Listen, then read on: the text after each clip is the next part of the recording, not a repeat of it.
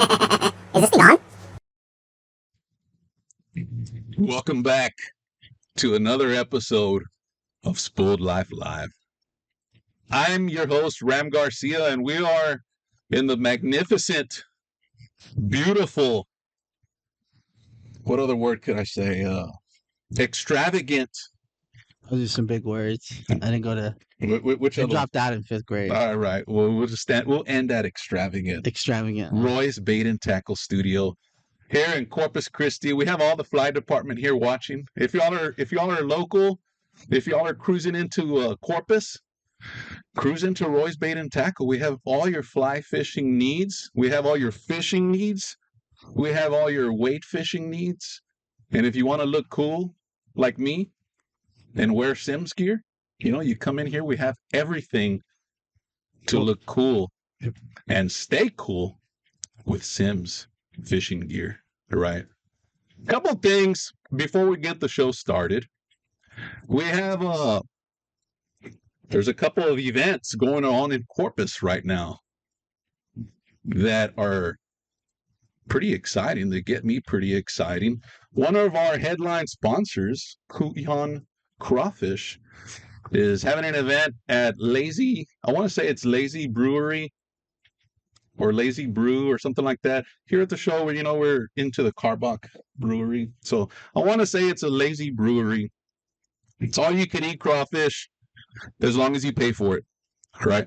Something like that. Some of the best crawfish around, right? Headline, one of our headline sponsors this year, Roy's Bait and Tackle, Sims, Karbach. What are we drinking today? My guest does not drink, and that's okay, right? I do. We have up front, we have the lemon Karbach ranch water, and I'm about to open a watermelon Karbach. We're topping it off with some grill your ass off salt or Ocotillo Salt Company. This is more like a chili lime kind of like the stuff they put on the fruit and all that kind of good stuff. Like at Palateras? Yeah. Oh, okay. Yeah, Is that a flavored beer? Yes. This is a flavored ranch water. This one is watermelon. It's not beer. It's more like a seltzer. Like type. A wine cooler? Yeah, almost kind of. Wine cooler in a can? Yeah, I guess you could. It's more of a ranch water. But that's yeah, crazy. Yeah. You sure you don't want one? No, All man. right. I was never a wine cooler. Yeah, me kind of neither. person. Except when we got busted in high school. Yeah. We had a whole bunch of What is Zimas? Yeah, we had a whole bunch of No, what was the other one? It was like a clear bottle. It had like a bird on it, like a black mean eagle on it.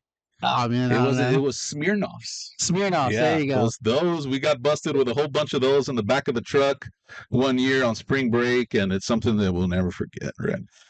Luckily enough, if something like that happened to me now, I have Coke Law Firm as a headline sponsor, protecting us from the unlawful things that happen outside of Roy's Bait and Tackle.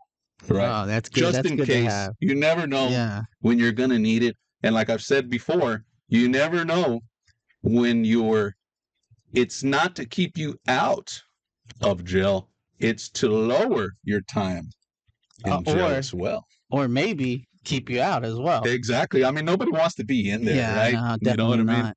Unless you're really hungry, you could always get a meal there. That's right. If Or a you're bed, hungry. right? You don't want to pay for a hotel room. Yeah, exactly. You're Right. just You're going to give be a in little there by squabble. yourself. Cito, Corpus Christi, Forever Last Gear. Also one of our headline sponsors, guys. Go follow them, show them some love.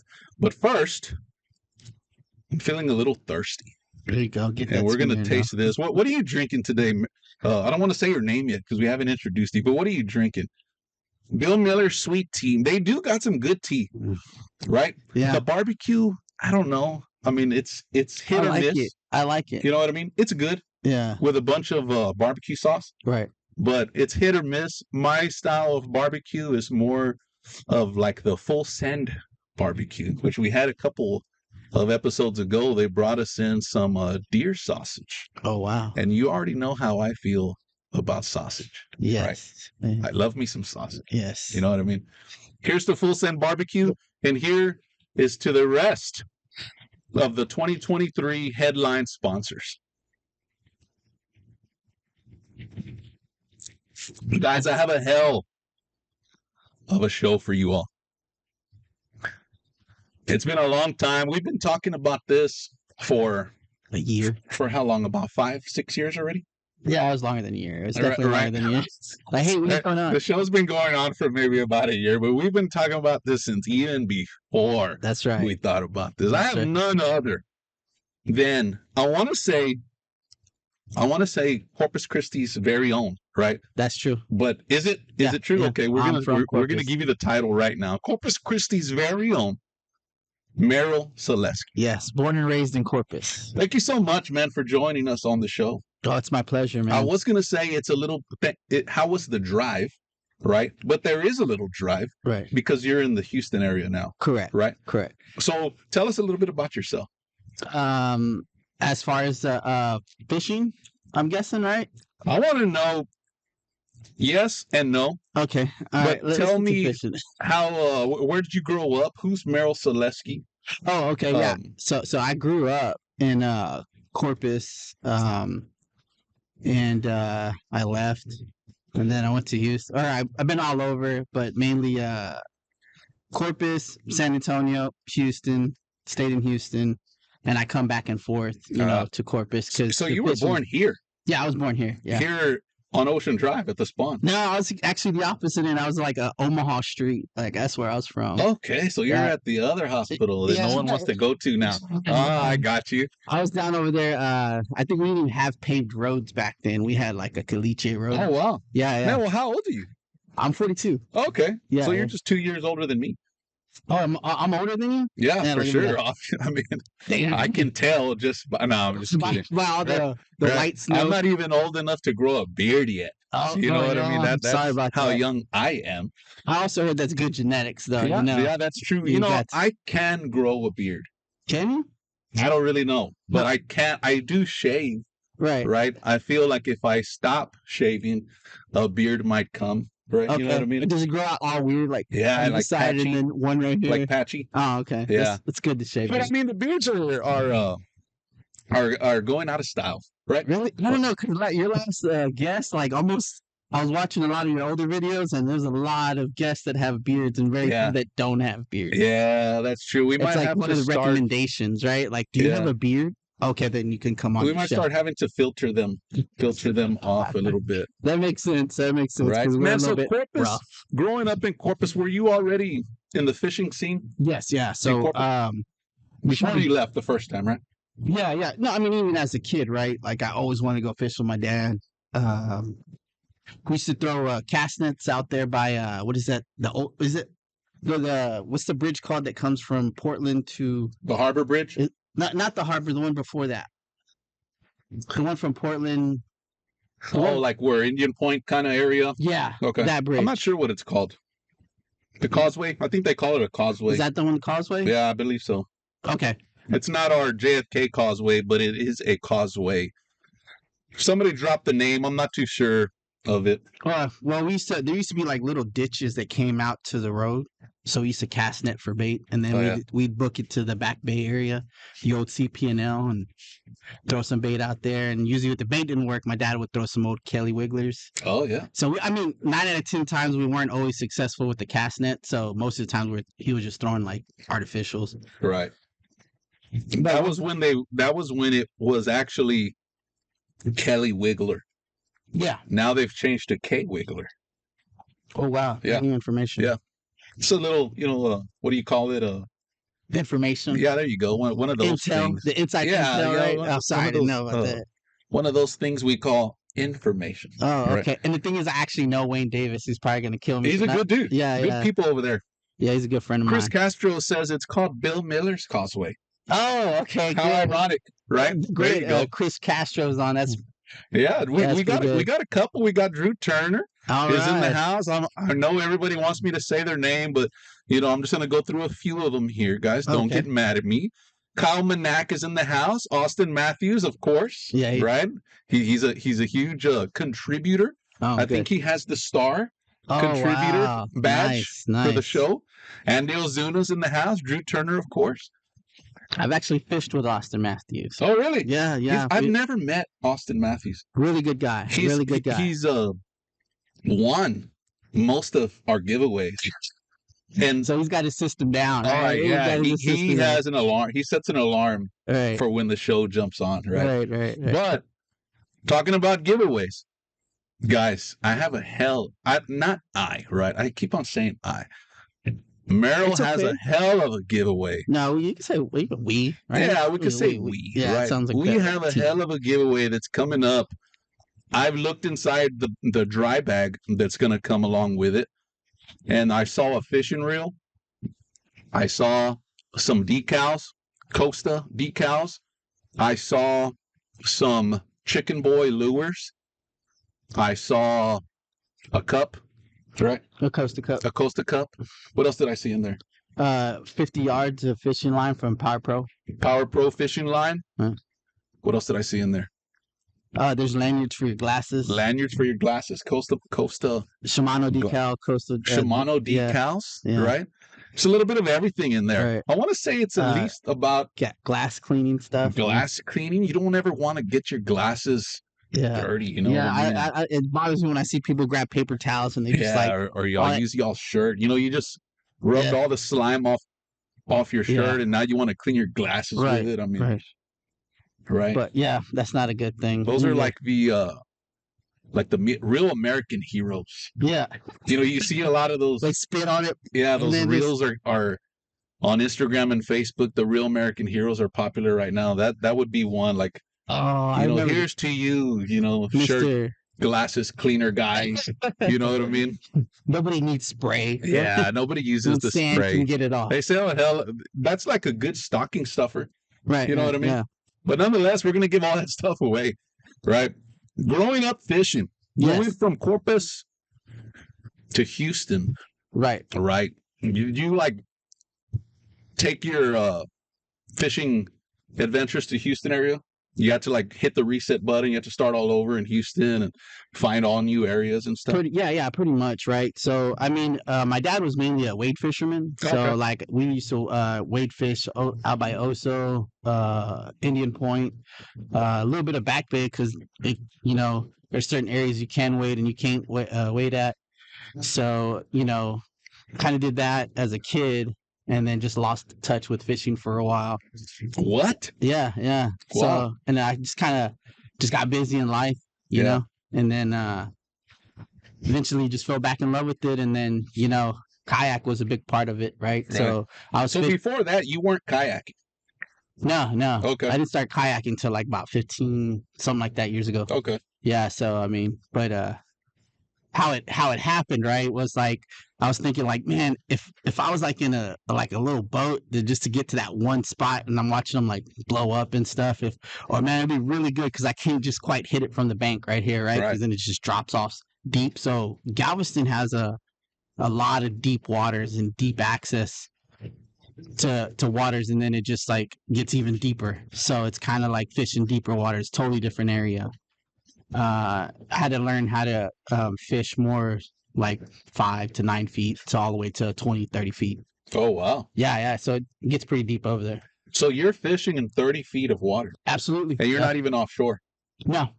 Wow. There's certain areas where there's pockets, and there's certain areas where they dug out and trenched, and they keep it that way. So they keep Do you like that more, fishing that style, than like your typical flats fishing or shallow water fishing, or is that kind of like a year, like special time within the year that you do the deep water?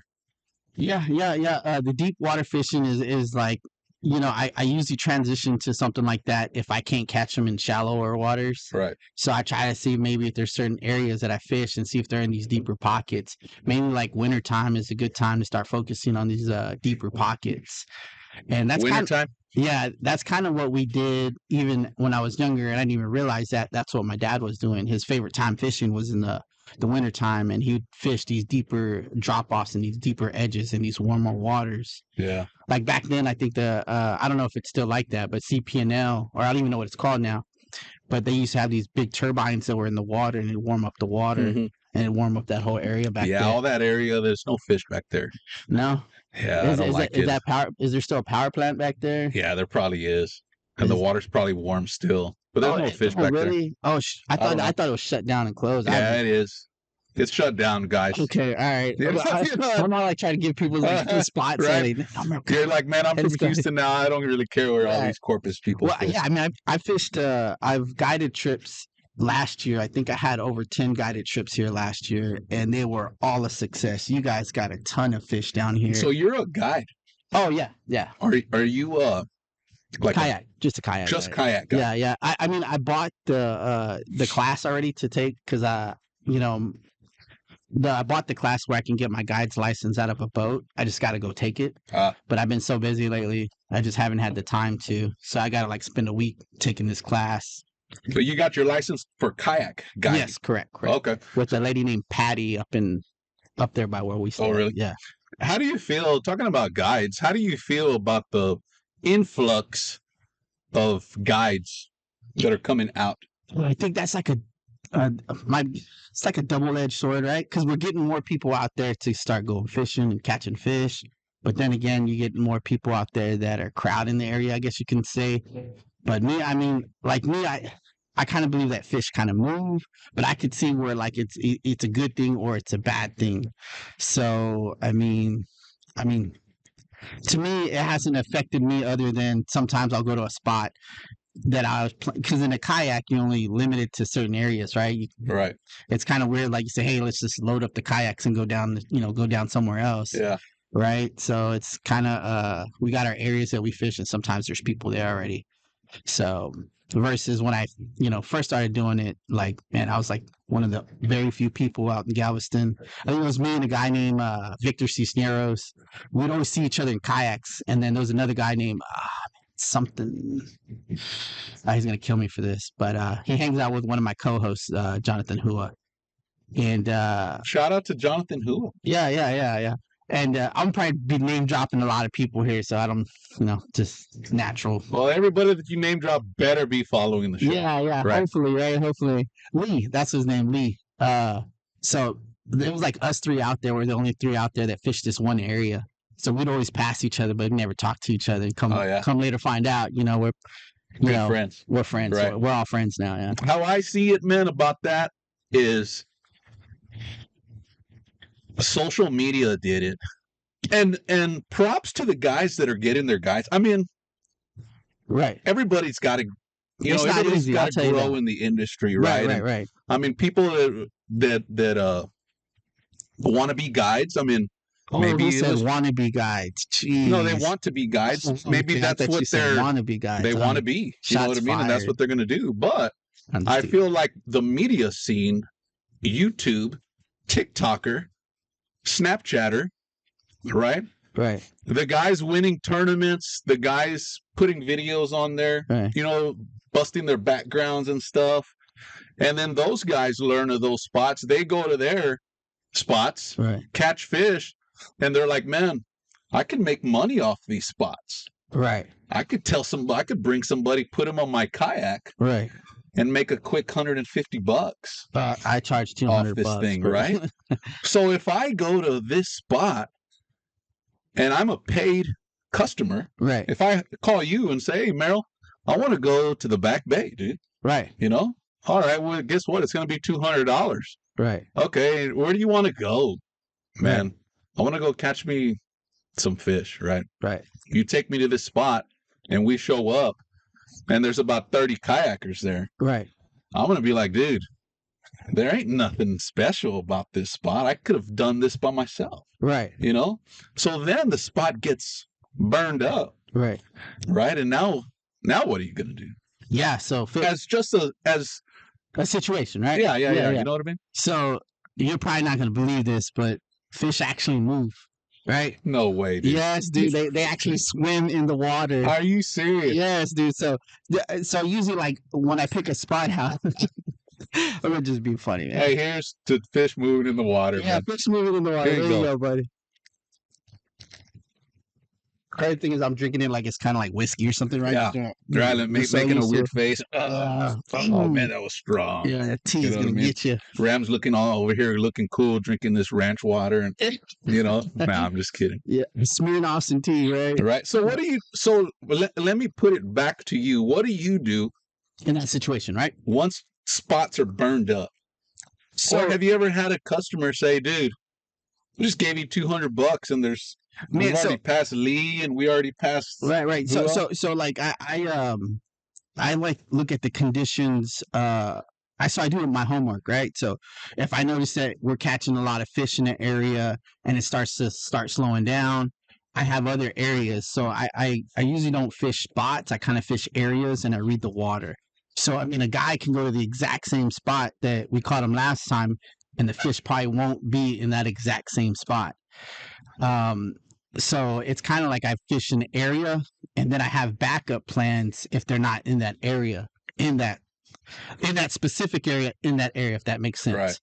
Like It's pretty tough to have a backup plan on kayaks, though. right. That's why I try to put people in Hobies so we can move around a little bit more. So we'll talk about that here in a bit. Yeah. We'll talk about kayak selection. Oh, okay. Right. All right. But yeah, so that's generally what I do. But I think Corpus has been probably like very successful for me. And we kind of just been picking at several spots, right? And just one area. So sometimes we'll go catch our trout limit real quick and then we'll go hunt for flounder. Or we'll go catch redfish and then go for the trout. 'Cause sometimes the trout is going to be a later bite. So I kind of look at the conditions the day before and then what's coming up ahead. I think these fish are more attuned than we think they are. Right. So they kind of sense things a little bit more than what we do. So I kind of try to judge it that way. But yeah, Corpus has been really successful. So have you ever had somebody go overboard on your kayak? Yes. On their kayak? Actually on a PA-14. Oh, so Hobies flip? Yeah, they do flip. Right, Yeah. right. Yeah. All kayaks flip. Some flip more than others. Right. But what do you do? See, me, not going against the kayak selection or anything like that, but amongst my friends, we talk. Some guides, okay, they could put you on some fish, right? That's the whole point, right? Right. Putting the customer on fish. But what happens when things go south, right? Yes. When you have to react to a situation like a customer does flip over, right? Is part of your phone call when they call, "Hey, Merriel, you got the 27th open? Okay, well, let's talk about you first. What is your level of fishing? Do you know how to swim, right? Of course, you obviously want to have your customers in life jackets, right? I see a lot of these guys, they don't have their customers, not even themselves, in life jackets. You know what I mean? What's your first thing if you have had that situation occur when someone does go overboard? Right. Good thing you had his PFD on, right? Right. So another thing is like part of my training, going to school and getting certified, is to put people back in the kayak, and there's several positions. And that's tough if you're in 15, 30 feet of water. So this dude's like 6'4", maybe about 275. Wow. Getting him back in the PA. He got back in the PA. Oh, really? Yeah. So how do you, well, I guess we could how-to all day long, but there's 6'3". There's going to be like hey, well, you know what? Keep calm. Right. Just for the viewers that aren't necessarily kayakers, right? Or have that fear of, dude, what happens if I flip, right? Because most of us will say, dude, if you flip, stand up. Yeah. Stand up in 30 feet of water. Exactly, right? What do you do? Because, dude, some people are like, I'm going to come to Roy's, I'm going to get in a Jackson kayak, right? And they don't know that they're going to flip. Or that just doesn't come to their head, Like there's different levels of people, right? Or what their tolerance is, like on certain kayaks, right? So, I mean, you can't be afraid to get wet. I mean, just practice falling out and getting back in, right? I wish there was these entry level courses before people actually got on kayaks on versus like your PFD selection, your kayak selection, because I don't think there's like one kayak that fits all, right? I think different kayaks in different situations help people better, right? I hate it when people get in like a Pelican or an Academy. Nothing against Academy, but when you buy the cheaper end kayaks at Academy, and you're like, man, kayaking sucks. Like it's like, man, well, what kind of kayak were you in, right? And you're up in 2-foot swells, like, you know, a 10-foot kayak is not ideal for something like that, right? So, I mean, it's situational, but you just gotta can't be afraid to get wet, right? That's what I try to tell people. You can't be afraid to get wet. If you fall over, it just stay calm, keep calm. We'll get you back in the kayak, right? You got a PFD on, so you're not going to drown. Just having that level of safety, just that PFD. I don't want to get into PFD talk too much, but you know, I lost a couple of friends that didn't have PFDs. One of them being here. Oh, really? Yeah. Wow. It was several years back. It was tough, but you know, I kind of stress it a lot. We do stress a lot of safety. But PFD, it will save your life, man. Just keep it on, and don't be afraid to fall off. If it doesn't save your life, it will get you back, right, to your loved ones. You know what I mean? Right. I mean, it's not 100%. Yeah. Save your life, right? Yeah, right, so right. You know what I mean? You're right. Yeah. But it will prevent you from, you know, it does help for whoever's find you faster. Right? The probability of surviving is very high when you have your PFD on, right? If you have the correct PFD on, right? You don't want to have different styles too. Right. And you don't want to, there's a certain way to strap it to yourself too.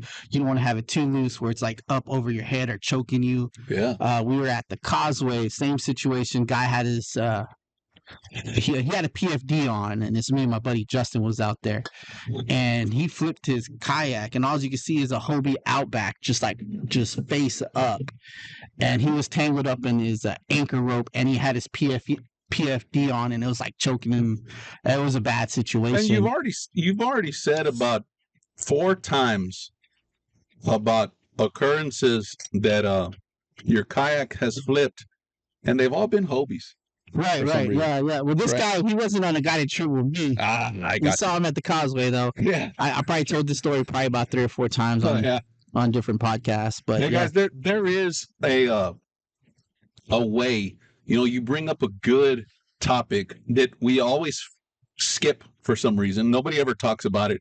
Is PFD selection. Right. I'm looking at about 30 of them right now. Those are all trash, dude. PFDs. By the way, those are all trash. No, I'm just teasing you. Right. There's some good ones out there. I'm just teasing them. So if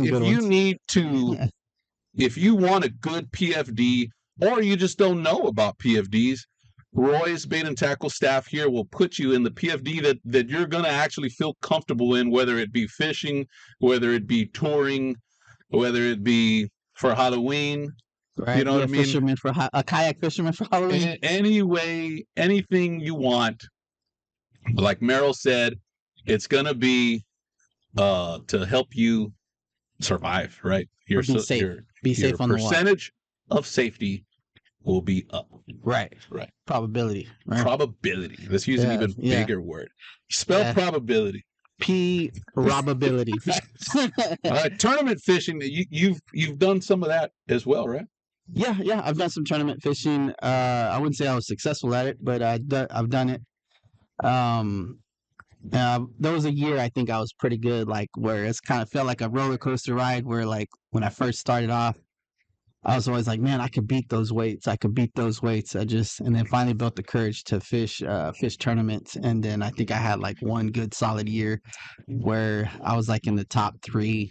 I think I placed first. Like what tournament was this? One was the Saltwater Derby. Another one was the old school Saltwater Survival Series. Okay. Another one was a DSKA tournament. Another one was Best of the Best. Man, I know I'm forgetting a couple other ones. I think I did like 1 or 2 charity ones that time too. Did pretty good. But yeah, there was like a handful of them that year that I did pretty good. But then after that, it was just like man, I couldn't I don't know what it was. I just couldn't get the right weights to bring in and be successful. I'd probably, at least I'll be in the top 10, but like, I don't like being top 10. I don't even like being second or third. So Yeah. I think, and then I kind of like lost that whole like, man, like I want to be the best. Like I kind of just started liking hanging out with the guys at the weigh-in stations. It's kind of like the same people.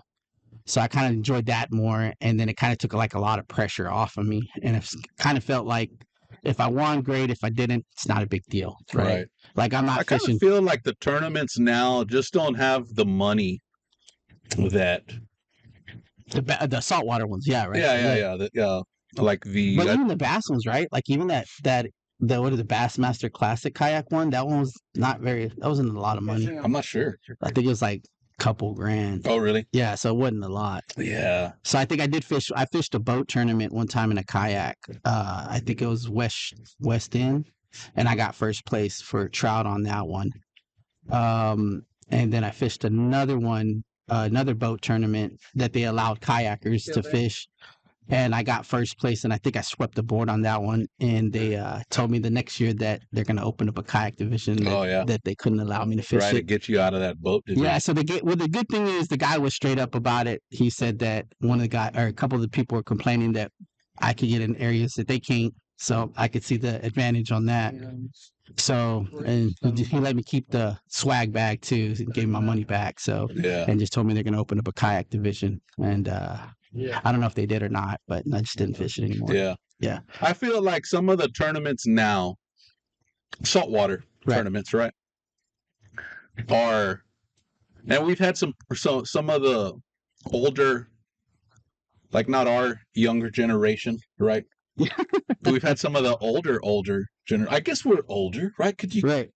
Are we in the level of older already? Like I feel like my bones are saying we're old, and my back and my pain. So I feel like that's part of saying I'm getting older. into it. We had like it's a weird term as the old salts. Oh no, I wouldn't call us old. You wouldn't call yourself old salts yet at 42? No, I don't think so. Right. No, at what age is old salts? So I've actually had the pleasure of fishing with a lot of people that we used to call the old salts in Galveston. And how old were they?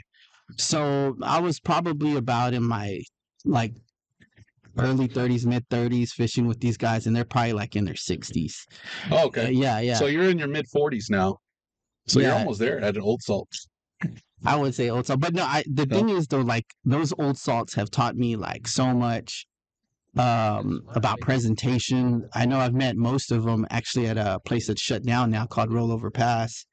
I met quite a few people at that one. Rollover Pass was a really hot spot, and a little bit, I guess towards Sabine of Galveston. I guess heading that way, High Island. Yeah, I'm probably not even saying it right, but dirty water over there. Always, yeah. Right. I think it's got a lot of runoff. Reddish, dirtyish. So I think chocolate milky-ish. So I think it was weird though. We had a hurricane or something, and it changed the currents. We were having good water for a while. Excuse me. Then we had Bless you. Yeah.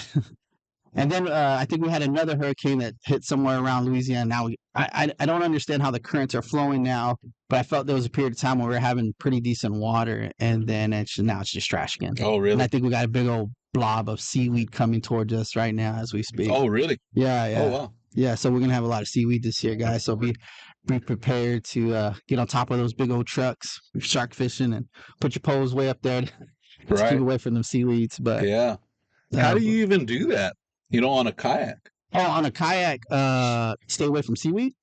I mean, if you're fishing your bay, Sabine area, right, Galveston, how do y'all, for the viewers, how do you? I mean, I guess you could fish somewhere else, right? That's always the easy answer. But when you cruise up to your spot and there's only plan A, right, and there's seaweed, what are you throwing? Man, I think I'm probably gonna do a lot more like sight casting with the big old bucktail or something like that. But I've been focusing on a lot of tarpon this year. So, really? My main focus right now is tarpon, and I just got the bite real bad. Where's that at? Like in Galveston area? Yeah, is that where you're fishing at? So we have a season in Galveston for tarpon, but we also have tarpon down here in Corpus, tarpon in Aransas Pass. Yeah. There's tarpon down south. So I'll be doing a lot of focusing on the tarpon, like closer to Ports Manfield, and then Okay. working them as the water gets warmer and heading up towards us. I'll be following them as they come up towards us. Yeah. So, but yeah, I'm just kind of hooked on tarpon. I got hooked on tarpon last year, and I just got it real bad, right? So I think me and my buddy went to Louisiana. We saw some really good tarpon. I don't know if I don't think we hooked any. We caught snook though, but we just. Man, one time I hooked onto a tarpon. I was fishing in Corpus, actually, here underneath the JFK. And me and some of my buddies cruised out. I hooked on a tarpon. This was a couple years back, maybe about 5-6 years ago. It was in our kayaks. We hooked on a tarpon. It must have been at least 6-7 foot. And That's like a 150 to 200 pound class, right? Yeah. Right, that's a big one. And I brought it up, and I actually held it on my lap. And we took the GoPro was running, you know what I mean? And we took a picture, and it was the biggest tarpon that Corpus Christi has ever seen on a kayak. Oh, nice. Yeah. And then I woke up. Oh, I thought it was a really good from one. a good dream. And I was like, man, that's a. I was like, man, I was biting that story.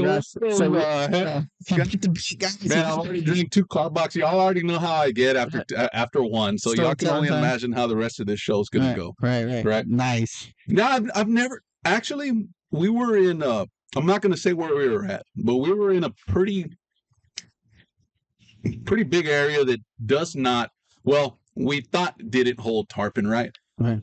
And this thing it had to have been sick or something, but it was just, floating on, not floating belly up or nothing, but just cruising the top of the water, and you can tell from his dorsal fin that, okay, this dude's a tarpon, right? And man, we threw everything at it and it wouldn't bite. And we're like, man, what the hell is this thing doing over here? Right. And it just wouldn't bite. And we took a whole bunch of pictures, and of course we didn't post them because we didn't want everybody else there, and you know how that goes, right? You got to have a 2-month delay on all your posts because they'll just burn your spot. Man, Right.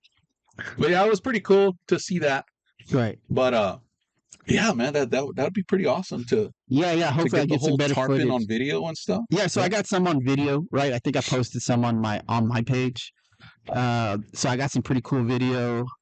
Me hooking up. I did one live, and then I clicked the wrong button, but somebody was able to save it. I think there's a video of me from a guy on a boat, and I'm on a kayak, and I'm fighting a tarpon. Oh, really? Yeah, and then these tarpon, like they can range from all the way from like 80 pounds to 200 pounds. Like these are the bigger ones that migrate. Right. So those are the ones that I'm focusing on. So haven't really tried to focus on the smaller ones. I've hooked a couple small ones, probably about maybe a handful or so. Right.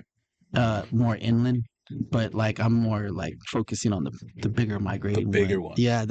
And then what did it was like when I hooked onto one and like I was fighting it. I fought it for like over in like an hour and some change. Wow. Yeah.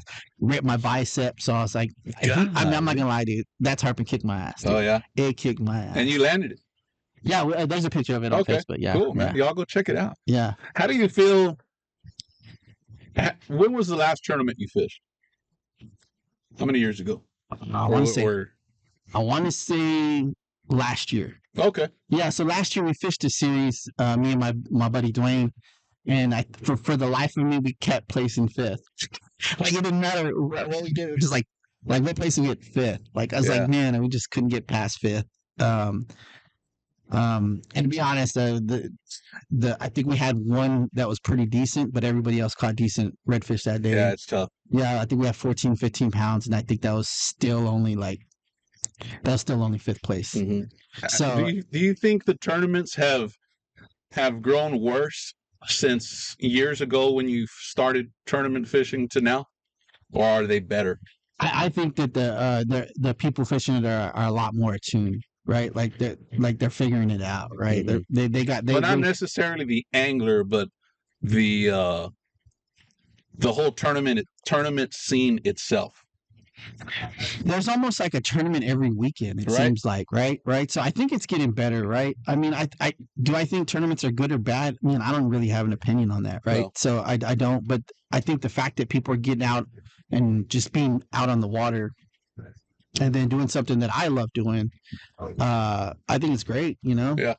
Because I love doing it. So I can imagine all the troubles and tribulations that I've went through, like screwing up and messing up, and to eventually still say that I love fishing it, you know, and still love doing it.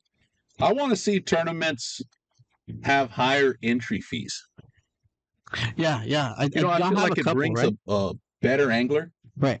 Maybe not necessarily, right? A lot of anglers choose not to fish the higher entry fee tournaments. Right. Some of these tournaments have gotten to where you have to become a member, right? You have to become a member. This fees go to membership fees, and then hey, guess what? This fee is to actually fish the tournament. Right. I mean, there's money. There's money that goes into like running a tournament, right? So it's just not like, hey, look, 100% payout. Like these guys are putting in time, work. They gotta go hunt. It's a lot of time. Yeah, they gotta go hunt down sponsors. Like, hey, man, we're gonna push your product. This is what we have to offer you, right? Most of the times when you want a sponsor to sponsor you, you gotta show them that okay, we're promoting your stuff, not just hey, give me free stuff, right? Right. Like I don't think that's good, right? You got to show that, hey, we're going to promote your stuff and this is how we're going to do it. And believe it or not, a lot of stuff that I fish now was from tournaments, right? Like I didn't try it out. Like there's this pink lure that I like throwing and I didn't really get to fish it until I fished a tournament. And I was like, wow, man, this is pretty cool, man. I like this, right? So a lot of just putting those products into anglers' hands. Yeah. And then trying it out. Like, what kind of lure was it? It was a saltwater assassin. It was pink and gold, right? And then there was another small DOA lure. It was like a DOA lures. It was like a small 3-inch paddle tail. So the color itself was what you wanted to. I would never think that a pink and gold, right? Like that concept was like wow, like. But I really like that. Dirty water kind of color. Right. Is that what y'all use for dark water here? I have a select few colors that I use that it's like year round. Like purple? Is that one of them? Not really. No. What are you throwing down here? The colors I use are like pearl. Pearl? Like Merle the Pearl? There you go. Merle the Pearl. I'll use like a greenish. Okay. Right? I'll use like a darkish, spottish. Like a Texas roach? Yeah, kind of like that, right? I'll use like what else is in my tackle box? Do we even call them tackle boxes anymore? Yeah, right? I don't know. I don't have a tackle bag. Yeah, that's what I have. Right. All my stuff just thrown in a bag. That's about it, man. I do use some of like clears. Right. I do use a lot of clears, man, like crystal clear. Like the Bone Diamond. Yeah, Bone's a good color too as well, right? They got like a small clear point for it, right? And some of the times I'll use like Bone in like dirty water, you know, and clear water. Okay. You know what I mean? Right. So I've been throwing down here, and the pink color works pretty good for me here. I got pink as well. Yeah, pink. Wintertime, if I'm using like a soft dine XL, right? Pink. Yeah. You know, I've kind of turned away from the fat boy style lures. Whoa. Or like if I'm gonna use a fat boy, I'm gonna use like a floater. Right. You know what I mean? But most of the time, soft dine XL. Just a heads up, guys. There's also a fat boy pink floater that's in the package. So. In the giveaway. Yeah. So to be honest, I don't know how I got that, right? Like, so my wife, I'll get packages in, and then she'll just like throw them on my desk, right? And then package was open, and I didn't really get to see who sent it to me, but they sent me these 3 what fat time boys. Is it? 43 minutes. Let's show them what's in the giveaway. You want to? Yeah, let's do I feel like we're just getting started. Yeah, we have we're just at the tip. So here's your first prize, guys. I think this is probably the biggest prize. It's a Nazi C3000 high gear ratio. I do like high gear ratio because what is that? What is this reel called? Nazi? Oh, Nazi. Did I say Mr. Yeah, I think so. But it's okay. Nazi, whatever. Hopefully Facebook doesn't kick us off for that. Oh, well. I'm just kidding. Well. Who cares? They won't. Who cares? But yeah, so it's still in the plastic after I used it. Brand new, guys. I detached no, I'm just kidding. But no, it's pretty cool. Comes with the schematics too. I think you get typical package, right? You get some extra washers and then it comes with a lubricant. But pretty cool. pretty cool, solid. Shimano spinning reel. Yeah, spinning wheel. 3000 HG. Right. So Nazi. you can. So when you're Right. these bigger, I started going to these bigger ones because sometimes these Jack Crevalle, they'll spool you and you're not expecting In a it. heartbeat. Right, you're not expecting it. So that extra yardage that you're getting helps you out on your reel. Let me just bring this over here. What else we got? And something to put in your kayak, right? Shimano. Yep. For all the Shimano fans out there. Yeah. And then clean your glasses. You got a Costa cup, another decal from Costa. Big shout out to Costa. They've been really good to us. Costa lanyards. And then you got 500 yards. This is my favorite line right here. It's been working for me for a while. I've kind of tested almost the majority of the line out there, but Power Pro has been my go-to, original Power Pro. And I'm not talking about the stuff that you buy like online, where hey, you buy it for like cheaper price, and it's like some knockoff from Mexico or something, and they repackaged it and you buy a lot of good things that come from Mexico, Celeste. Oh, okay. I'm sorry. Right. But besides, we're not talking about tamales here, right? Yeah, we're like talking guitars and accordions and stuff. Okay, all right. So yeah, but this is the original Power Pro, right? Not the knockoff you're buying. Some of these people buy online for half price or something. Another Shimano smaller sticker, right? And then one of my favorite baits, not because it's named after me, but the reason why I like these, right? It's called Merriel the Pearl, and these they mimic like a glass minnow, or they can mimic a shrimp, depending on your presentation. So you kind of got a variety of stuff here, right? Glass minnow, you can be a shad, you can be a shrimp. So you can be a lot of things with these lures. You can be whatever you want with those. Yes. You can be a baby shark. No, I was kidding. So here's another package of Merriel the Pro lures. One of my favorite shrimps to throw is going to be the Voodoo shrimp right here. I kind of didn't want to give this one away because I use them so much, but we're going to give you a pack of that. And speaking of the Fat Boy, you get a free Fat Boy. There you go. With the price tag on it. That's a good one right there. Yeah? Yeah, I like that one. That's one of my favorites. Chicken Boy lure decal. And there's another Costa decal in the bag, and you get a dry bag, perfect little small dry bag, you know. Yep. To get you to put your wallet and stuff in here. Keys and stuff. Yeah. So yeah, straight from Merrill's sponsors, right? Yeah, and Stash. Yeah, Merrill Stash and sponsors. Nice little cup. Yeah, from Costa. You can put some Karbach in that one. Right, that's what I was thinking just right now. So Karbach, it's also pretty big in Houston, right? That's where they're from, Houston. Oh yeah, so they're pretty big in Houston. Saltwater Survival Series. They usually they're sponsored by them too. Oh. So they're pretty big down there, and I wouldn't have known about Karbach if it wasn't for them being a sponsor, right? So like them being a sponsor for. You ever been to a Houston Astros game? Yes, long time ago. They're the home of Houston Astros as well. Yeah. Oh, yeah. Really? I've been to their game, but I didn't go there drinking beer. Oh, really? Yeah. So, but I mean, I went there when the tickets were like $40. Oh, so you're talking about the Astrodome? Yeah. No. It was the newer stadium one. Yeah. But I just don't remember. First time I seen Karbach was at a tournament, right? That's so newer sponsor. And then seeing them over here, it's like I think they're really catching on. Like, and that's how you get your product out there, guys. And they're right? the home of Spooled Life Live as well now. Yeah. You know what I mean? Yeah. So we're gonna give all this stuff away to the first person. I don't think that that we even mentioned our question here. Or did we? What question we were going to ask? Yeah. We could ask it now, right? Well, I don't think we're going to, but I don't think you answered it. I don't even think we've gone halfway through this list. But we're still going to ask. Okay. Right. Whoever, and it's not the obvious, right? It's different than the obvious. First person to tell me what Merriel Solesky's first kayak brand, maybe not necessarily the model, right? It's too much, but the brand. Merriel Solesky's first brand kayak. We're going to send you all this stuff, guys. We're going to send you a reel. We're going to send you some lures.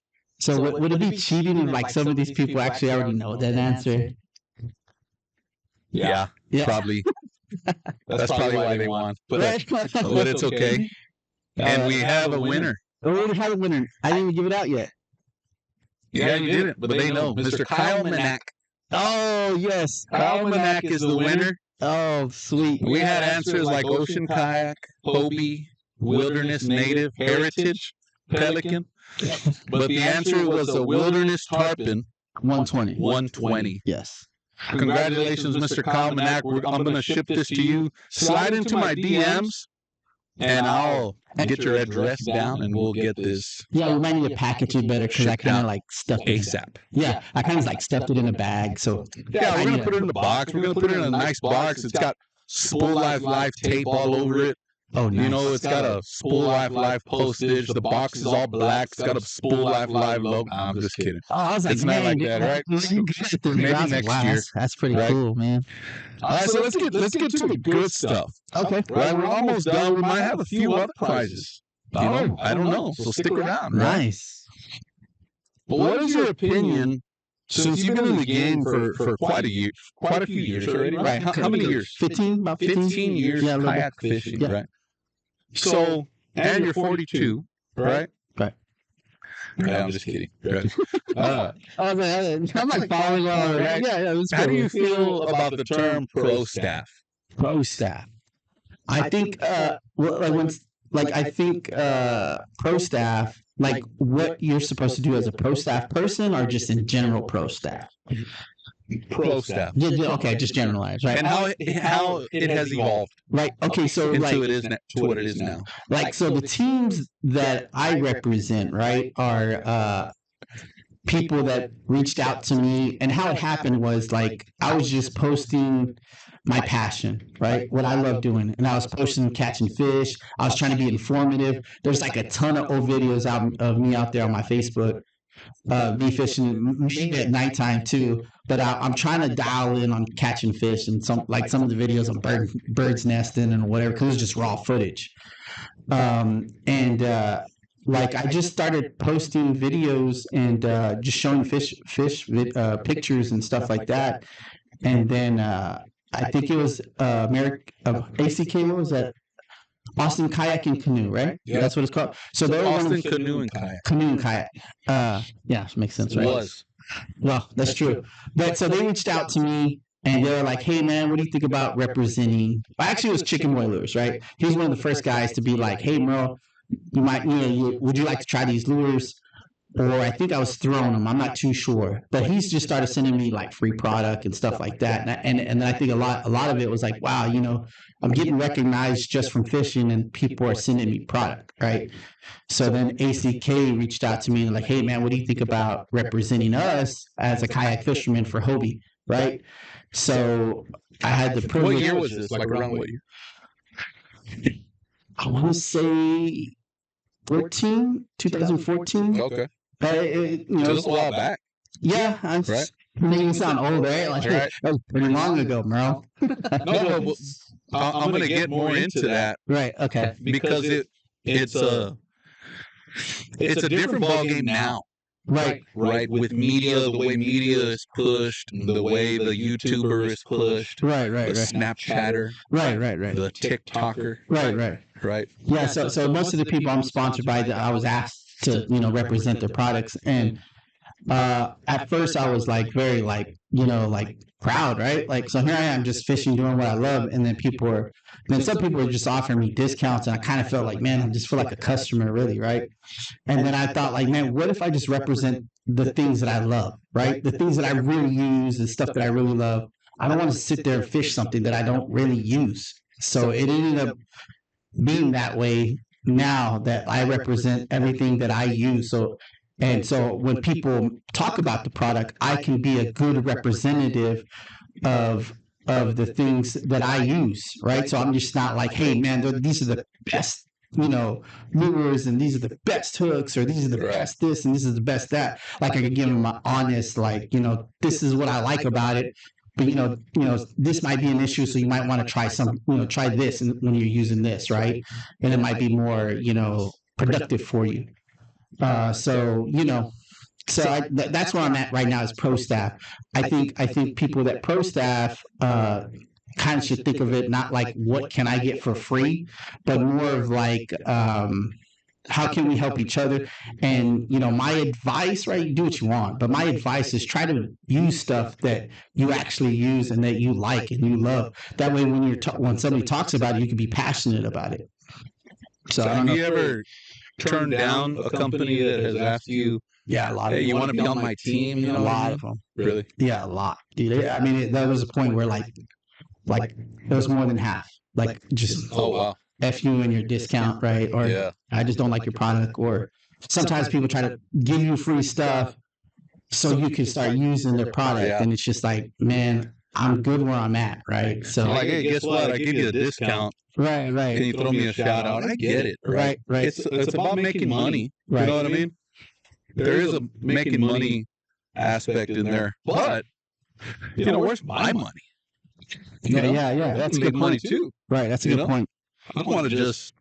I mean, if I wanted just to fish, I wouldn't be on media posting all my stuff, or right. or having a show. Right. If I just wanted to do it just for fun. Right. Yeah, no, that makes sense. I mean, man. Yeah. I'm just Ram Garcia, guys. What do I know? Yeah, nice. He's a big shot here. You know what I'm saying? Yeah, I'm lucky to be next to this It's guy. a privilege. You thought all those pro staffs after you was a privilege. It's a privilege being on the show. Yes. Right. But you have a podcast of your own. Yes. What is that called? I got a towel right here. I was gonna give away a towel, right? But I've given them all away, so I give these a lot away. One Last Cast podcast. And where can we find this on Facebook? Can you see that from there? Yeah, it's kind of dirty, see it right? Live, man. We can see everything that's going on right now. So, like, it got a little dirty. I wanted to go fish a little bridge, a little walk-up spot, and caught a little bit of fish. So here in Corpus? Yeah. Oh, really? Yeah, I got a couple walk-up spots that it's been pretty productive. Yeah. Right. So one's probably wondering why I smell like fish. One Last Cast. What? Wait, did I say that right? Right. Yeah, One Last Cast. One Last Cast on Facebook. We do Facebook. We have. I think we're on Spotify. I think we're also on YouTube. Apple. We're on quite a few platforms. So, but Facebook is kind of like the one where we like to go live and talk and interact, and it's kind of it's not one of those podcasts where it's like information dump, right? Like these are the things you have to do. It's more of just like this, right? Just more, just joking, laughing, like just real having a good conversation, not too like robot. Yeah, exactly. Recorder. Yeah. Type deal. Dude, you got a really nice setup out here, by the way. Man, dude, there's a lot of money put into this. Yes, there's a really nice. We wouldn't be able to do it without our headline sponsors. Oh, really? Shout out to them for sure. Yeah. What is next for Merriel Solesky? So right now, I got a couple of projects in front of me, right? Once I get past them, like work-wise, I'll be focusing more on offshore fishing for tarpon, right? So that one, and then I might try to figure out. I believe you guys got some sailfish, but they're just not as targeted here. I just feel like everything lines up for sailfish to be here. Just the way people fish for them in Florida, I'm going to try to do something similar to that here in Corpus, and see if I can be successful. But it would require me getting out in the water more. So I'm going to try to copy what I did over there, and I have a good feeling though. The sailfish that's on the flyer was a Florida sailfish. That one was a Florida one, right? So that one actually has a pretty cool story too. If you don't mind, let's hear it, man. Yeah. So that one, it was like we book a trip, right? Shout out to Brian Neely, probably one of the. If you have an opportunity, fish with the dude. He's probably one of the best fishermen. What's his outfit called? Man, don't get me butchering that. What's his name? Brian Neely. Brian Neely. He's that guy that caught those. I think he caught 3 trout over 30. Right, that was pretty big, right? Everybody. That's common here. Maybe not in Florida. One person, one day. I think all their water's kind of. If you go like down to the Everglades and stuff, they have a real big water problem. Oh, down there. Well, this guy caught 3 trout over 30 in one day, right? That's a big deal. Yeah. I thought so. Well, like to me, he was probably one of the best fishermen I've ever fished with. My opinion, probably the best fisherman, kayak fisherman I fished alongside. And it's not because of of how hard he fishes. It's actually the opposite. How organic, light, simple, not much to it, and then that's how he fishes to it. I mean, it's plain and simple. Whatever works, stick to that. And it's usually throwing live bait, right? So, but it works. He caught him throwing live bait. Oh no, I think he got those on artificial. Yeah, but when I fished with him, right? Okay. Right. So we were there for 4 nights, 5 days, or something like that. I don't know. It's a really cool. Kayak? It was a kayak trip. Yeah, it was a kayak trip. So if the weather's too bad, you fish inland. So we're catching clownfish, peacock bass, whatever. Or we're fishing for like inland fish. Like there's a lot of barracuda inland there. I actually caught a cubera snapper on the top water. I swear I thought that blow up was a shark, the way it blew it up. Really? Yeah, it was pretty cool. I caught it in a she-dog. Oh, wow. Yeah. So throwing the top water. I like the she-dog, man. Yeah. If I'm throwing the top water, it's a she-dog. It's got a good knock to it, cadence to it, right? Yeah. You can. I feel like it's more. You have more control of the bait. Right. Yeah. So we had a small window, 2 to 3 foot swells. I could tell he wasn't comfortable with it, but you pay this money. He wants to put you guys at least at the opportunity of trying to catch these fish. So we had a small window, maybe like 4 or 5 hours, and then the wind was just going to kick up, and there's storms all around us. So we make it out there, and I think we first started hooking kingfish. What do you call those fish? There's a lot of them here. Mullet? No, they're not tuna. What's that other one called? Oh, bonita. Bonita fish, right? So kingfish and bonita. Some dude just caught a big ass tuna. A yellowfin? Yeah, right. Right. In Aransas, somewhere around there. Yeah, I think so. Well, I guess they came into Aransas. It wasn't at Aransas, but right. There's somewhere some deep waters somewhere in the Gulf. Yeah, there's some deep. Well, it gets deep over there. Yeah, pretty good cat. Yeah. So we go out there. We got like a small window. Storms are all around us. We're getting rained on. Then my buddy shoots a video. We're all getting rained on. There's this big storm coming right at us. And bam. Well, first I get a hit. It was a different hit than I'm used to. And I noticed that like maybe the fish felt the tension. That's why he didn't commit, right? So when they hit again, I actually just opened my spool and dropped my rod. And I let him take it, right? So I let him take it. I reeled down. I feel like he's on now. He has to be on. So I closed the belt and I just leaned back. And then Brian goes, dude, the way the rod was bounding, he's like, dude, you got a sailfish on. He's like far away, dude. And because he's got other customers with him and he's trying to get them situated, we're all actually trying to head back to get inland shore. So we're kind of coasting inland a little bit more so we get on the shore real quick. So he hits. And then when he hits, he just comes up. And I was like, man, here it is. So I just, for some reason, instead of panicking and getting paranoid, I was just game. I was focused. Like I felt every move. I felt how this fish zipped to the left, zipped to the right. Probably one of the fastest fishes that's out there in our Gulf.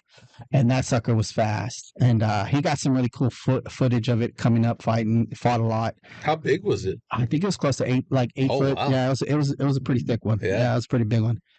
And that's the picture that you see on the flyer, right? So he's like, man, you gotta have to hurry up and bring him in because the storm's coming right at us. So what's supposed to be like maybe a 20-30 minute fight, I'm actually having to reduce that in half. So I'm slowly ticking my drag, ticking. So he's there right next to me, like, guiding me, and I'm just like focused on this fish. And then finally we get him in. We get him in so fast, and that's when you still get the beautiful color when you bring them in that fast. So they're not all brownish and like, they get that brownish color or whatever. Yeah. So, I mean, I brought him in pretty fast. Almost dead color? Yeah.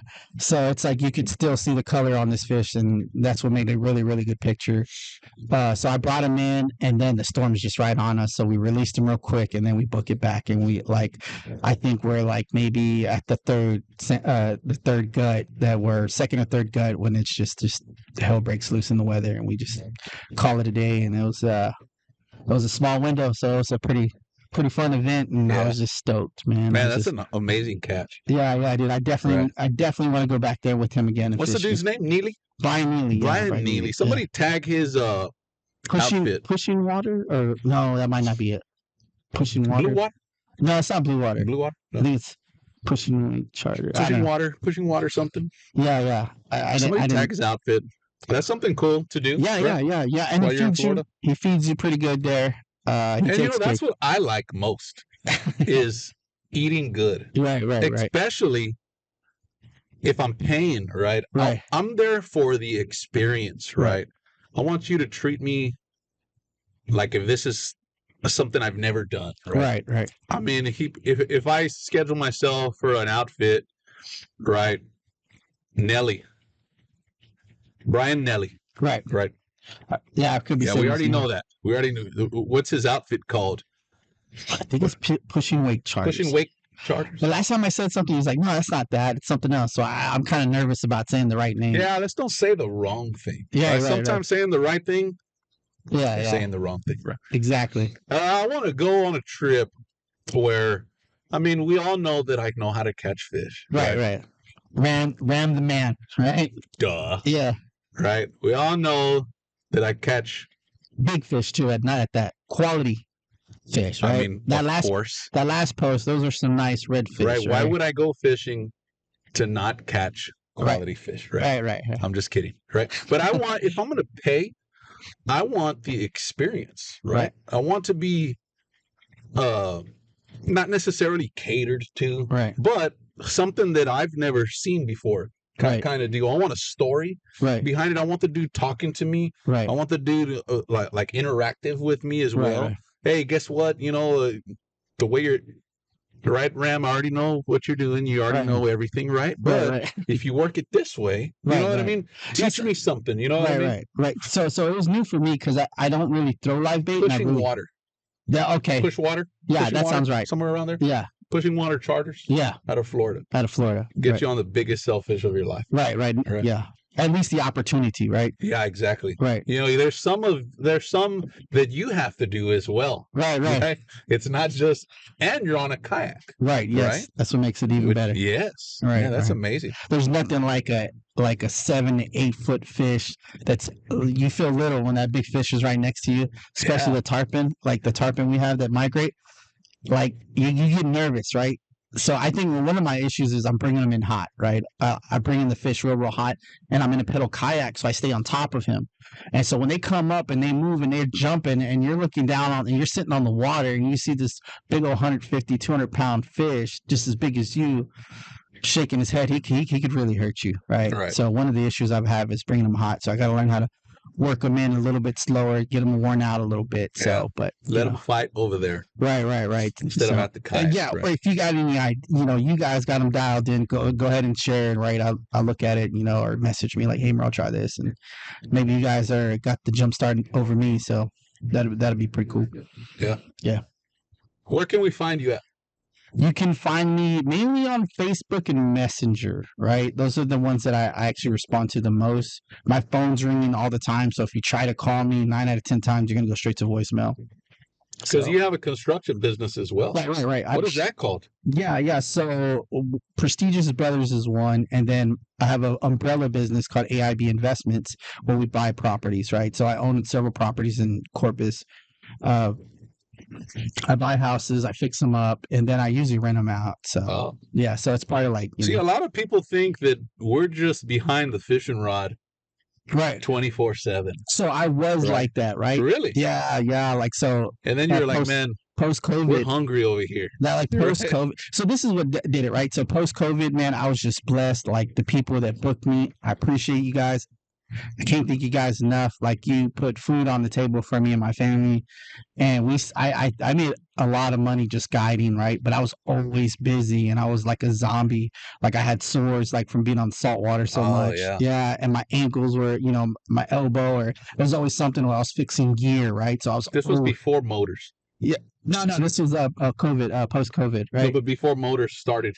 Oh, and it's a lot easier now with motors, right? Oh, yeah, definitely. Yeah, but I was, Do you have a motor on your kayak now? I just got one probably last year, and I still haven't put it in water. What kind is it? I got one from Mike Flores. Okay, yeah. Yeah, so I bought it. He rigged it up for me, did everything, all the hard work for me. So it's like, great, right? I think those are Minn Kota motors itself. Right, okay. So yeah, I just down to a kayak size. Yeah, so like 3 months ago, maybe 3 months ago, 2 months ago, I finally got it registered, right? So now it's just putting it in the water. So I have like 4 other kayaks. So I fish out of, so I got like 3 other Outbacks. I got another PA 360, and then I got a Revo. So yeah, they're all Hobie kayaks. And that's when somebody gets your services, Right. Yeah. they're on those kayaks. Yeah. You're on a Hobie Outback mainly. If you're a bigger set person, I might put you on the 360. And then you're fishing Shimano reels and then green rods from FTU. So yeah, and then yeah. How are And those sometimes I rods? have swag. I give them like some of my customers. I give them swag. Oh, really? Yeah. Sometimes I'll get glasses and I'll give them glasses. Because you get a lot of stuff. Yeah. I've been I mean, hell, generous, we right? just gave a fishing reel away, right? Right. About $100, $200, I don't know the price of those. about $150. Right. We'll meet in the It's middle. it's a good reel. Yeah, Right. it's a good reel. And that all comes from the push. Right. Exactly. You can't expect for all this stuff to come, and you can't just expect it, right? Right. Don't Exactly. do it to expect something. Right. Do it just because you love doing it. Right? Yeah. And I think that I was just fortunate it happened that way, right? Some of these Yeah. people, I think they're You know what I think it was? What? You being 42 years old. Being old, And right? it may sound funny now, but I feel it's harder to jump on these. Not all of it, right? But if you try to jump on like Sims, or you try to jump in like on Huck, or you try to jump in on Shimano, like JRZ Lures, right? Or Royce Bait and Tackle. There you go. You know what I There mean? And not to be bragging or anything, right? But for real talk, Right. real Right. REEL. REEL talk. That's right? right. It's harder now because of media. Right. Everybody can be anybody Right. now on media. Right.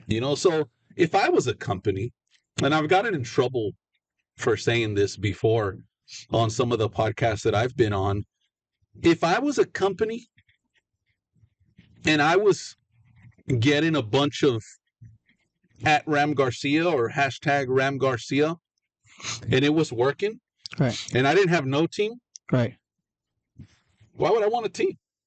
I see. You know what I mean? Right. So I would say, okay, well, guess what? I'll do 10%.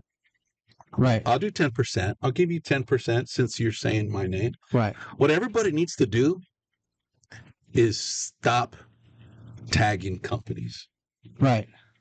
Well, I'm going to get in trouble for that, right? Yeah. But I that's how I feel. Like, right? I think like that is a strategy, right? So people would tag these companies that maybe they want to be a part of. Yeah. Right. And then like, hey man, you've been pushing our product a lot, Yeah. right? Well, here's either a discount or here's some free stuff, or how can we help you? Right.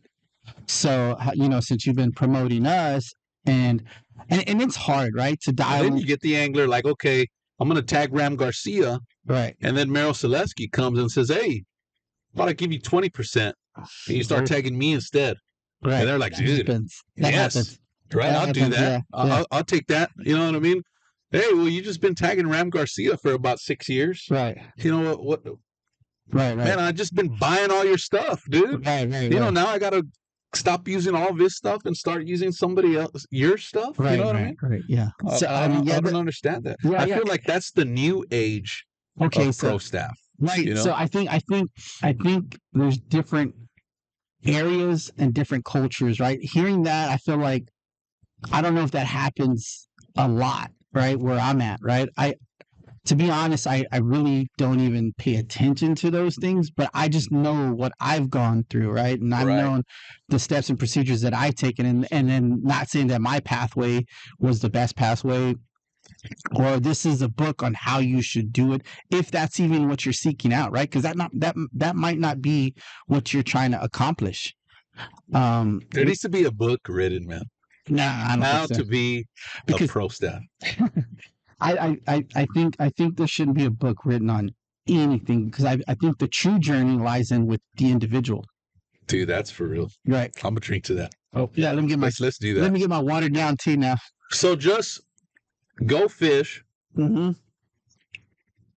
and just let it happen. Let it happen, right? Make some mistakes. I know that sometimes The mistakes are what gets the most likes. Oh yeah, it's true. Right. Yeah, I think People want to see the bad stuff. So I think there should be, right? Because you're thinking about it, like what's that guy's? figured this guy's name out at the like first Bassmaster Classic. I am so salt that I didn't even know this dude's name until I went to a Bassmaster and I was representing. I was at the Hobie booth, right? And they came to I Houston. refuse to know any Bill Dance. freshwater guys. Yeah, so Bill Dance. I refuse to it. But you think about it, what makes him popular? All those bloopers, right? That's all I know him Yeah. for. So, but we don't have anybody like that He's in the one with saltwater. the T, right? In this cap, the orange T. Oh yes, yes. I haven't watched the videos of all he's done. I've only watched the bloopers. Yeah, he's right. falling in the water and his trolling motor's coming off That's and all all I that. know about the dude, Yeah. right? Like so. I think that there's not somebody out there that's like totally like blooper and funny. Like, and if there is, great, tag them. I like to watch their videos. Yeah. But I think there isn't an avenue for somebody just going out there just being a big old dork, you know, Yeah. having a good time and people like that. People like watching that. And I just don't think there's anybody in saltwater that actually has done that, right? Right. But That's true. I mean, who is going to go out there intentionally be an idiot? I don't know, right? But it's still funny. It'll still be fun to watch, right? Yeah, like a saltwater Bill Dance. Right, like a saltwater Bill Dance. Or like a kayaker Bill Dance kind of right, thing. right. Right. Like when you get cast and you get hung up, like, oh man, that didn't work, or break your rod. Yeah, you might not even try being funny. That might just happen. That might just be you, Yeah, right? you could tell Bill Dance that's set up. Oh, it was? I don't know. Oh, I mean, Question mark. I just watched the bloopers. That's all I know about the dude. But do you think the bloopers are like intentional, or Yeah, that's just the way Bill Dance is? Like, hey, guess what? because I made a I'm lot gonna of fall every time I go fishing somewhere. yeah. So I made a lot of mistakes fishing, right? So Right. I've casted and hung up all my rods one time and sat there for like 30 minutes trying to take up all the stuff, right? Yeah. That's happened to me. I sat in there and like try to get my net and it's like hung up on my like the one of my dries or another hook and I'm trying to net this fish, right? So I mean I've made like a lot of bloopers, but I never caught it on camera. Yeah. So I made a lot of those mistakes and just none of it was caught on camera. I know a guy named Ruben Pena, Okay. and he loves to fall off his kayak. Oh, I don't know who he is. Whether it be intentional or not, I Mhm. think it's not than intentional. Uh-huh. But we need to put a camera on his. Yeah, yeah. Let's pay That's for true. that, Nobody does that. Right. We got a question that says, so Bill Dance bloopers are fake. I think so. Well, you know, it was entertaining. It's right? entertainment. I get that. Right. But are they fake? So I guess they are fake. Like, how do they know? Well, Okay, it's on the internet. the cameras are rolling, right? Obviously, the dude, Mr. Dance, right? Let's don't call him by his first name. Let's have a little bit more respect, Merrill. Okay, right. sorry. Mr. Dance, Old Salt, No, he's fresh. Old Fresh, right? He's an old timer. He's an Right. OG for sure, right? Right. Is it fake? But it's the thing The is, dude's got a camera crew with right. right. Like not hey, delete that, right? Or There is a time in Bill Dance's day or week, maybe not daily, but weekly or maybe monthly, to where they say, hey, guess what? Let's go sit down. right. Let's sit down and figure out what the hell we're going to push on this on Right. TV. Right. Hey, man, dude, the last time you fell, Right. dude, we got all this. Right. We got this feedback the last time you fell. Right. You know what I mean? Okay, well, you know what you need to start doing? You need to start falling more often. Yeah. Start Right. making more mistakes. Like shut the Yeah. tailgate on your rods, Yeah. right? Like I guarantee you, we're Saturday, right? Come Monday morning, they're gonna have their meeting, and they're gonna say, "Man, did you listen to the did you listen to Ram Spooled Garcia? Life Yeah. Live? Merriel Solesky said that you fall all the time." I don't know. We need to start doing something. No, else, I mean, right? really, There's gonna like- be a saltwater dance. Right. So, guys, if you can, give a thumbs up if you've ever made a blooper, you've ever done some crazy, stupid stuff, and you just like at first you're like, man, and then you just laugh about it afterwards, like, man, that was Yeah. such a stupid moment. Or Like that better happens to yet, me a lot. If Right. you all think that Mr. Dance's bloopers are fake, tag 100%. Okay, all right, yeah, Right? If you think they are not fake and they're organic and they're real, I believed them and this dude, because I make a lot of mistakes. not this dude, right? Mr. Dance is actually falling because it's for real, then put a thumbs up. right, A I brown guess. one? Right. Right? Put a brown thumbs up. And we're gonna pick somebody for a cool price. Yeah, for a swagger packer. Yeah, We're gonna there send you you go. all a swagger packer Right. for whoever wins.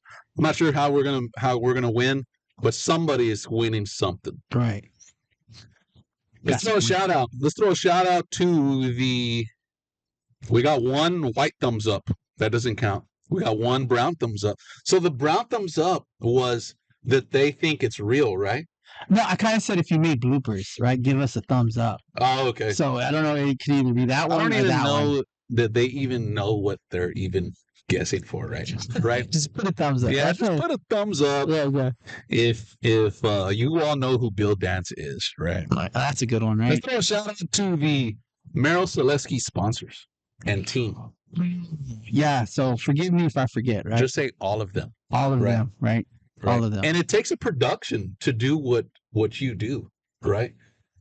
Like explain. Like if you did not have any sponsors, right? Right. I've always said, man, if I didn't have any sponsors at all, which I got quite a few on the water sponsors and headline show sponsors, right? Oh, cool. But if I didn't, this may sound kind of weird, but I don't need the sponsorship. Right. If that makes any sense. You know Right, what I mean? I would just go buy it myself. Right. You know? Like Sims is a good product, right? They're the best product, yeah. right? AFTCO is good as well. Yeah. Representing the AFTCO right here. I even got an AFTCO undershirt. Yeah. Let's check it out. Boom. Don't show too much there. There you go. Yeah. And it's got AFTCO on the back. You can buy all that stuff here at Roy's Bait and Tackle, right? Yeah. If you're cruising in for spring break. Is it still spring break right now? I think different schools have different spring breaks, right? That's right now, right? This week is spring break for one school. Maybe a private school. I don't know. Yeah, somebody. Maybe some school that doesn't like to party, full-blown party. Right? Not with the party animals, right? Right. But I feel like even, let's just say pro staff sponsorship, headline sponsors, ambassadors, what other names are there? Helpers. Right. Pushers. Content pushers. Right. Whatever, right? Team members, right? If they were just to delete it all. Right. And just, you didn't know nothing about nothing. Right. And you just fished. Right. You would still be fishing with the stuff. Yes, absolutely. Right, you know right. I mean? Absolutely. I love AFTCO gear for being out there in the heat, right? Yeah, I also wear Sims waders, right? Like my pants, if I know it's going to be a colder day and it's going to be sometimes when you catch a lot of fish, you get a lot of that slime, right? You ever go home and then you got these pants and they're like starched, like there's just starch full of slime and stuff. So these wader pants will help you with that, right? You can just rinse that off and then be dry underneath. Those are things that I use. Lander pliers, Costa sunglasses, Hobie, Shimano, right? Yeah, these are all Chicken Boy lures. Chicken Boy lures. I use DOA lures, right? So I don't think so I'm not like committed to like one lure company because I personally don't believe like there's just one lure company that fits me, right? I feel like I do different things in water at different times and like I love throwing the DOA shrimp. Like I just freaking love it. I love their small little paddle. I like DOA. Right. So I also love how I've been throwing a lot of these knocking tail lures, right? So they have a rattle in the tail, which is amazing. Nobody's thought of it. He's done another thing with the lure that it didn't catch on as good as I thought it should. But it's like a bait that just has a piece of foam in it and it just suspends in the middle of the column and then it looks just like a fish, right? But you have to like tamper your bait that way, right? What do you think about rattling jig heads? I've used them, right? But I don't use them a lot. Why does a fish rattle? So that was funny, right? So like I was at the I don't burn this spot. I was at a place, right? I was Seawolf Park. We'll say Seawolf Park, right? So there was a school of mullet, and they were making this noise, like you could hear it, like this big old school of mullet were making this noise, and it blew me away, right? So I was like, I didn't even know that like you could hear them out of the water. Out of the water, you could hear the mullet outside of the water, and it was like a knocking, not a knocking, but like a ticking noise. But they knew you were there. Or were they scared? I think they were scared because they were getting ambushed by fish around them, right? But so they were making this noise. I heard them, so I was like, I don't know why they maybe they don't like the rattle. I mean, maybe that's just irritates them, or like, I don't know if it's what mullet make or different fish make, but I do know that rattling works. I know that So because you think rattling works? yeah, knocking tail lures, I believe they work because of the rattle in the tail. But as far as the jig heads, I don't use them enough to say that compared to other jig heads, if they work, right? We're not talking about like, hey, you're in a school of fish, you throw it out, you throw a big, a bait out there and it only hits the rattle tail, right? Yeah. Or it only hits the knocking or rattling jig head, right? So I think that's a different situation, different scenario. But having different baits, mixing them up, I don't know if jig head helps, but I know the tail does. We got a comment that guy is a legend. Which one? Bill Dance. Oh, he is a legend. I'm pretty sure he is, right? Yeah, we don't get it wrong, Austin Matthews. Don't get all pissed off and go delete us and delete the show and everything, right? There's a lot of respect for Mr. Dance. That Mr. Dance I watched him as a kid, right? And I'm 42 years old. Right. No, I'm 40. You're 42. Right. You can be 42. Yeah, we could be both 42 just to keep it equal, right? Yeah. Won't discriminate here, right? But there is a lot of we do have a lot of respect for Mr. Dance, right? Right. Does he catch quality fish? I don't know. Right. I don't think he does. Right. So me, I don't know nothing other than his bloopers. Yeah. So I never and watched that's what him. Made Bill Dance. Right. So I never. Somebody told me I was at the Bassmaster Classic. Hey, they mentioned like Bill Dance. I was like, who is that? Right. Like I don't even know who that is. Right. He is a legend. And then so I looked him up, and his bloopers came up. So that's the full knowledge that I know. But I've been in saltwater so long that I don't know much about. Yeah, that's what sells. The bloopers is what sells. Right. But here is my put on rattles. They work. I get it. You throw anything into a school of redfish and they're going to eat it. But if you're throwing one lure, one jig head at one fish, right? I feel that if you're throwing a lure, right, which is a bait fish, right? That's what it's mimicking. If you're throwing a lure at a fish and you have something that rattles, nothing against the rattling jig heads or nothing against the lures that rattle. I have some of them, knocking tail lures. They work great, right? I feel if somebody were to run up these stairs right now, right, you'd have my back. Okay. Zach Gibson would have my back. Cole over there would have my back, right? If I were to run that way, right, I would run that way and make the least amount of noise that I could. I don't want these people to find me, right?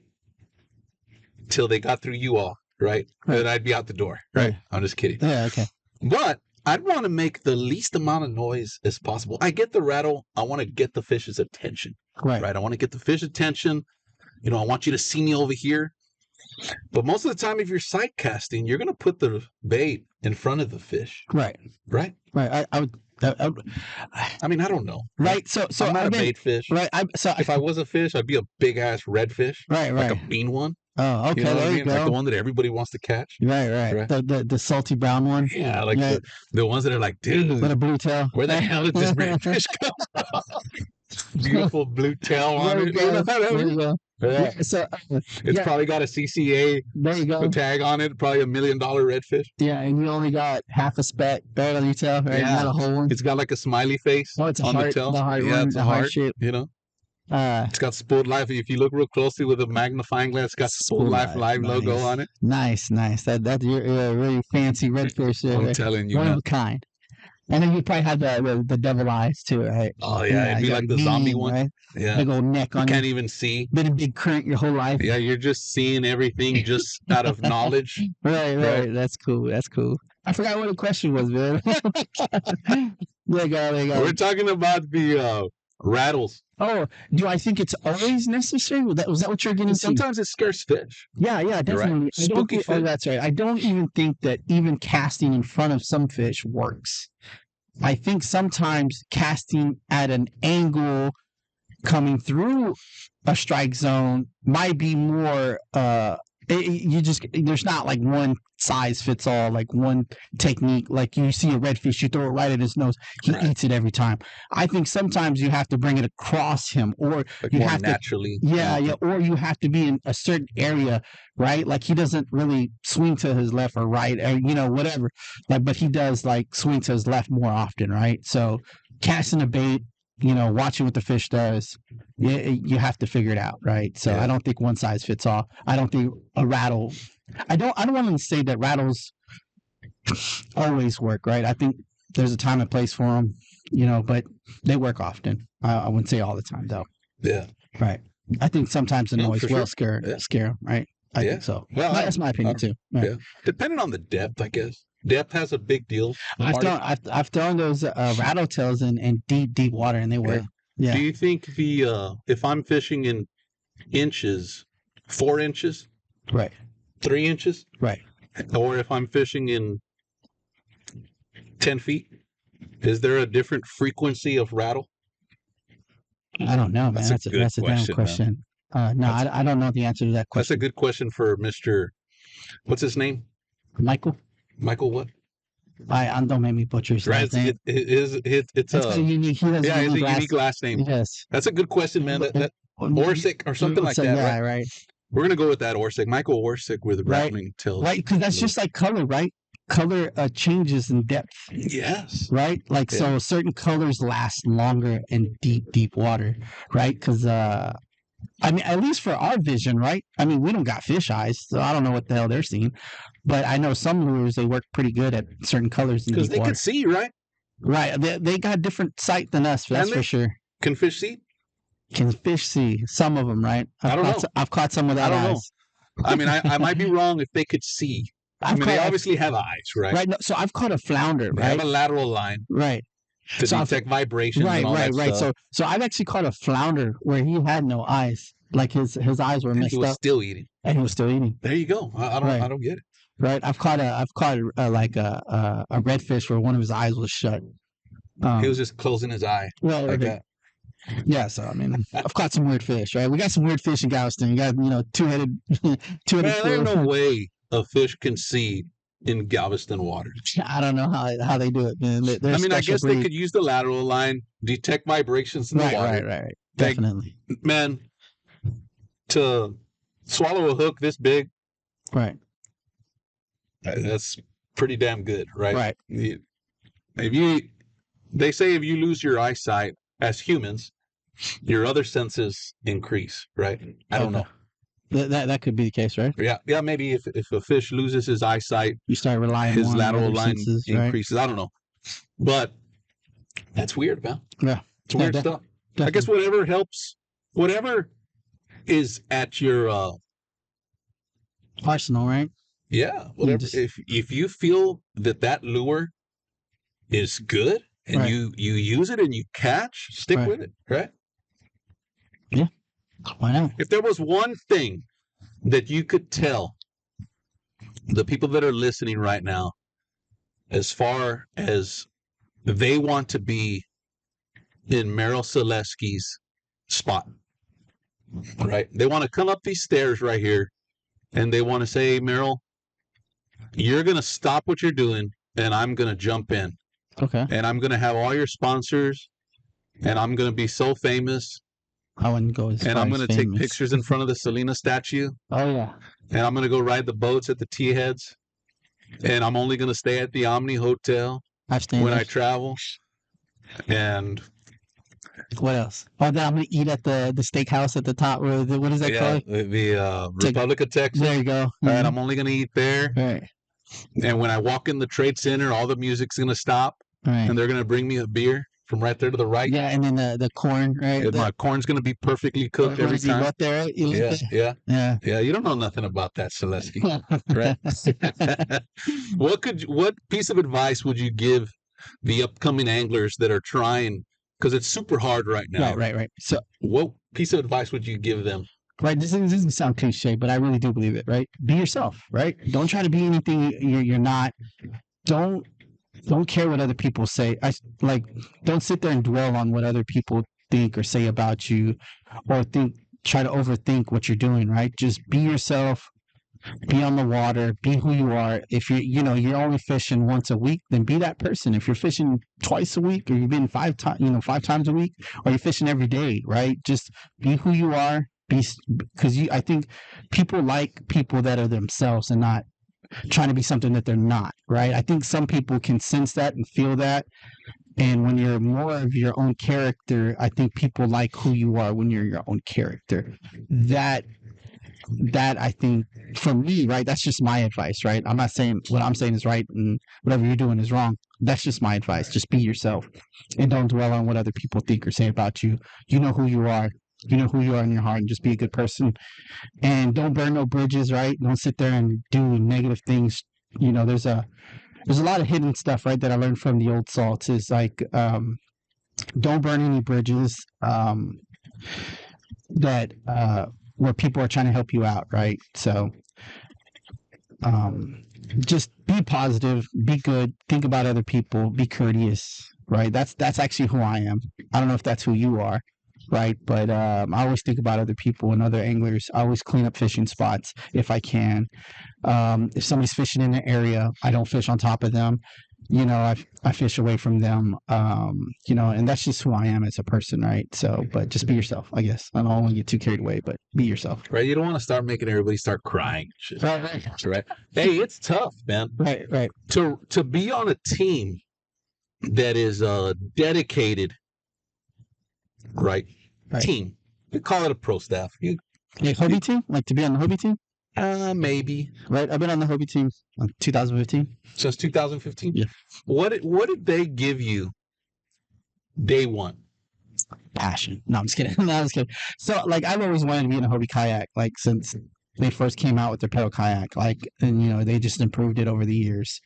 I've always, even when I was winning the tarpon and I found out what a Hobie Outback looked like, I was like, man, I want to be in one of those, right? Because it just makes life a lot easier for me as fishing. Man, I forgot the question. What was the question? Well, I've been in a Hobie kayak. Right. I actually fished on a Hobie for several years. Right. There needs to be a show about Ram Garcia. We were talking about that earlier. Right. Yes. That who in the hell is Ram Garcia? And then that's what we're going to name it, right? The title. Who in the hell is Ram Garcia? And everybody knows who Ram Garcia is. Episode 50. Right. That's saying good. It right now. I like it. Episode 50. We're already from 50. What episode are we at? 30 something? Oh, nice, dude. I think 37. Nice. I think. Correct me if I'm wrong. Somebody tagged the number I put up there on the title. But I've been on most of the I'm trying to find the right words, of the higher end kayaks. Okay. Not most of them. I've been on all of them. Right. I think we're at 39. I think, right? 39 episodes. Right around the corner. Yeah, we're close. Right. We need to find a special host. Yeah. Because I'm going to be the guest. Maybe somebody that's like ridiculously good looking. Right? Yeah. That's 5'7". Yeah. Probably got a beard. So Ram Garcia. Ram.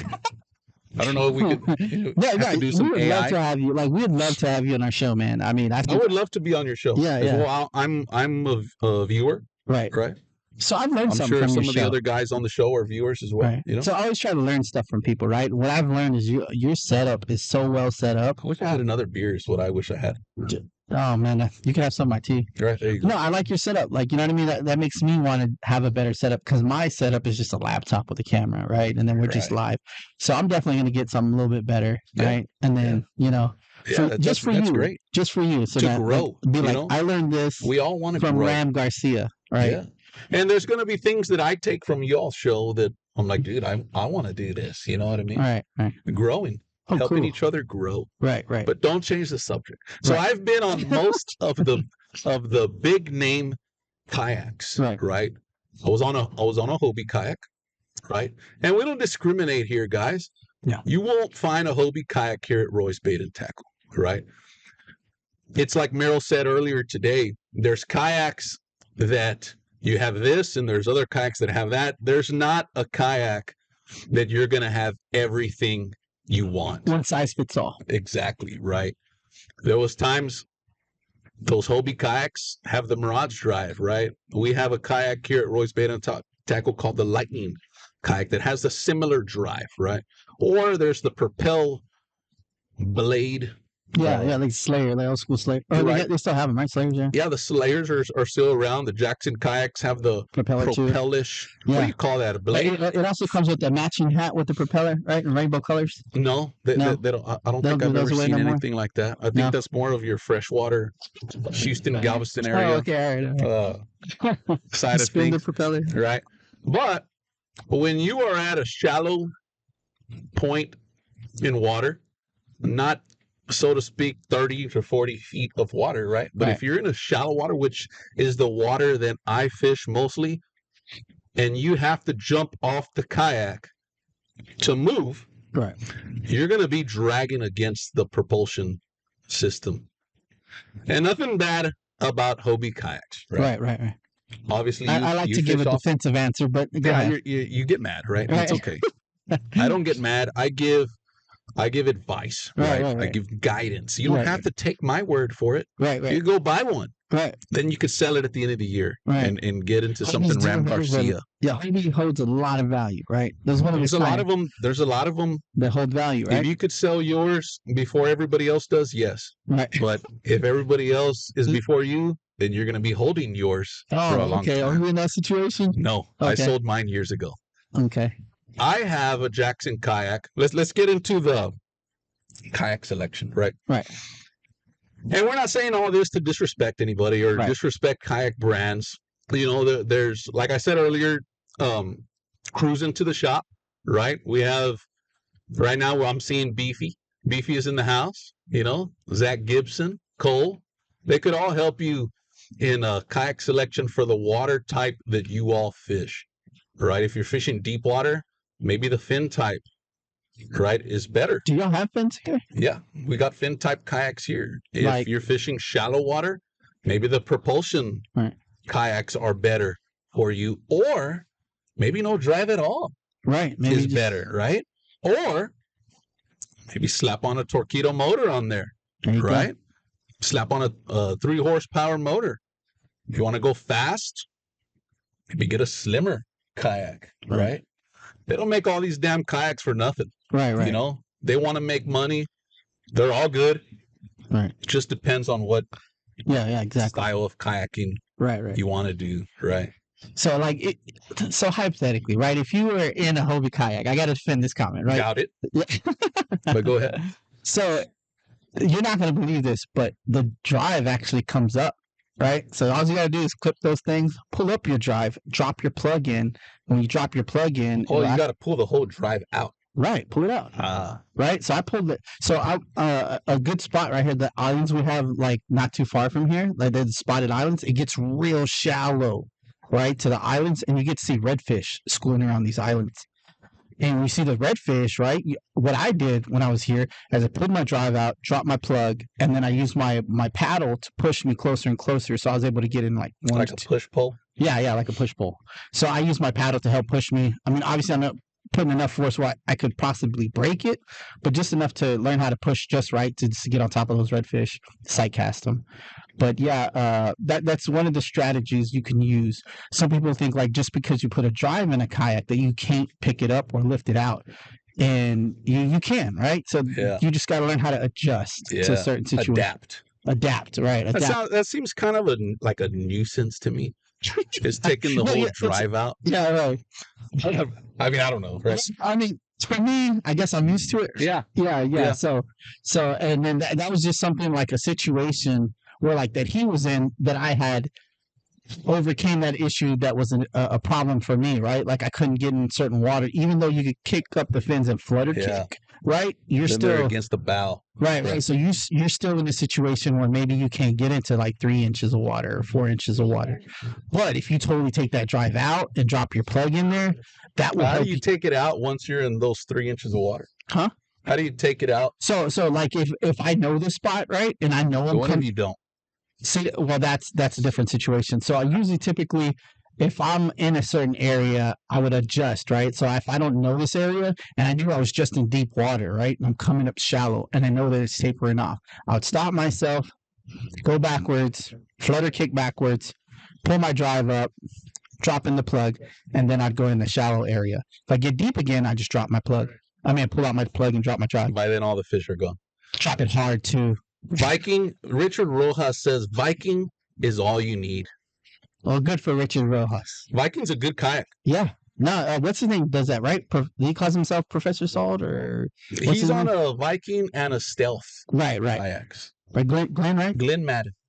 Yeah. So we actually have a guy up in our area that we call Professor Salt. Oh, really? Yeah. Oh, there's two of them. Yeah, he's actually older, I think, than Glenn. Oh. He's older than Glenn. That's going to be tough. Yeah, he's older than Glenn. And Glenn's pretty old. I mean, no offense. He's not 42. That's for sure. Glenn's probably that guy like on that, what do you call it? That where Kevin Hart, where he goes, ooh, right when he say the age, ooh. Oh, sorry, I didn't mean it that way. Yeah, I don't like Kevin Hart. He denied the headline sponsorship, so we don't mention his name on this show. Okay, sorry about Kevin. I'm just kidding, Kevin Hart. If you're watching, don't delete the show. Chris Castro says, or just get a motor and not worry about anything. Right. So I that's something that, so I got a motor so I can go further, right? So one time I got lost in this marsh and I found a really good quality fish way far in the back. So I bought a motor about a year ago. I still haven't used it, but I got the registration done. I just need to slap the stickers on. But yeah, I am starting to use a motor, but by Mike Flores. But we'll see how that goes. Right. Yeah. And we're gonna. Glenn is the OG in my books. Oh, that's good for Glenn's. I mean, no disrespect to Glenn. That dude catches he's fish. A great dude. He catches fish. Humble, right? Real humble, real down to earth, and he catches a lot of fish. Great fisherman. Yeah. Right? Great rider. You can find him on the saltwater angler. Right. But my preference is the Jackson kayaks brand. Right. They make a good kayak. Jackson. I have nothing bad to say about Jackson. The propulsion system actually comes into the hull, right, where you don't have to take it out, and it's not dragging up against the water. Right. I believe this year, hopefully, right, I'm gonna get into a 2023 Jackson Kuza FD. Nice. Right. I think I've seen those. Right now I'm fishing out of the NAR Jackson FD, which is a great kayak as well. Right. Brand new kayak for 2023. Great fishability, a lot of space, a lot of badassery. Right. If you want to look cool on the water, which should always be your top priority, right? You get with one of those kayaks. Man, it's been a hell of a show, dude. Right. It has. Let's give something else away. You want to? Yeah, go for it. You got anything else? Yeah, I got some other stuff. What should I'm gonna send you all I got one. I'm gonna send you all Spooled Life Live swagger packer. Oh, nice. For the guys that are still on. Am I still getting my swagger packer? You told me that's how you bribed me to get here, right? Yeah. Okay, all right. I might. Tricks on you. Well, you know what? It's not going to be the first person. I'm going to write this number down, and only Merriel is going to know it. Right? 3 guys. All right. Now we got to pick another one. Okay. All right. Go ahead. Okay. Okay. Since you blew that, I hope you don't run your pro staffs like that. But for this number of person that tells me what my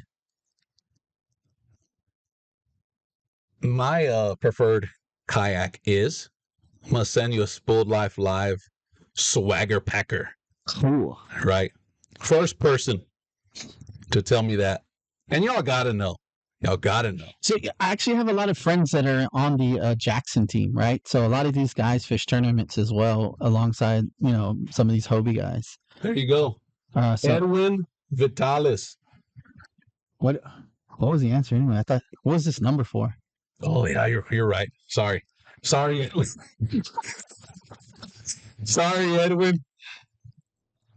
Sorry, Edwin. Edwin Vitalis was the first to answer. No packets for you, Edwin. No packets for you, Edwin. Golly. Edwin's like, you know what? I thought you rambled on and forgot, right? Yeah, I did. I've already had 3 Karbach. I wish I had 4, but yeah, man, that looks like it probably goes down nice and smooth, right? Like, so the guys out there at the tournaments that drink those. If you're like at a birthday party, right? Like a fish fry, right, like a crawfish boil. So I couldn't find.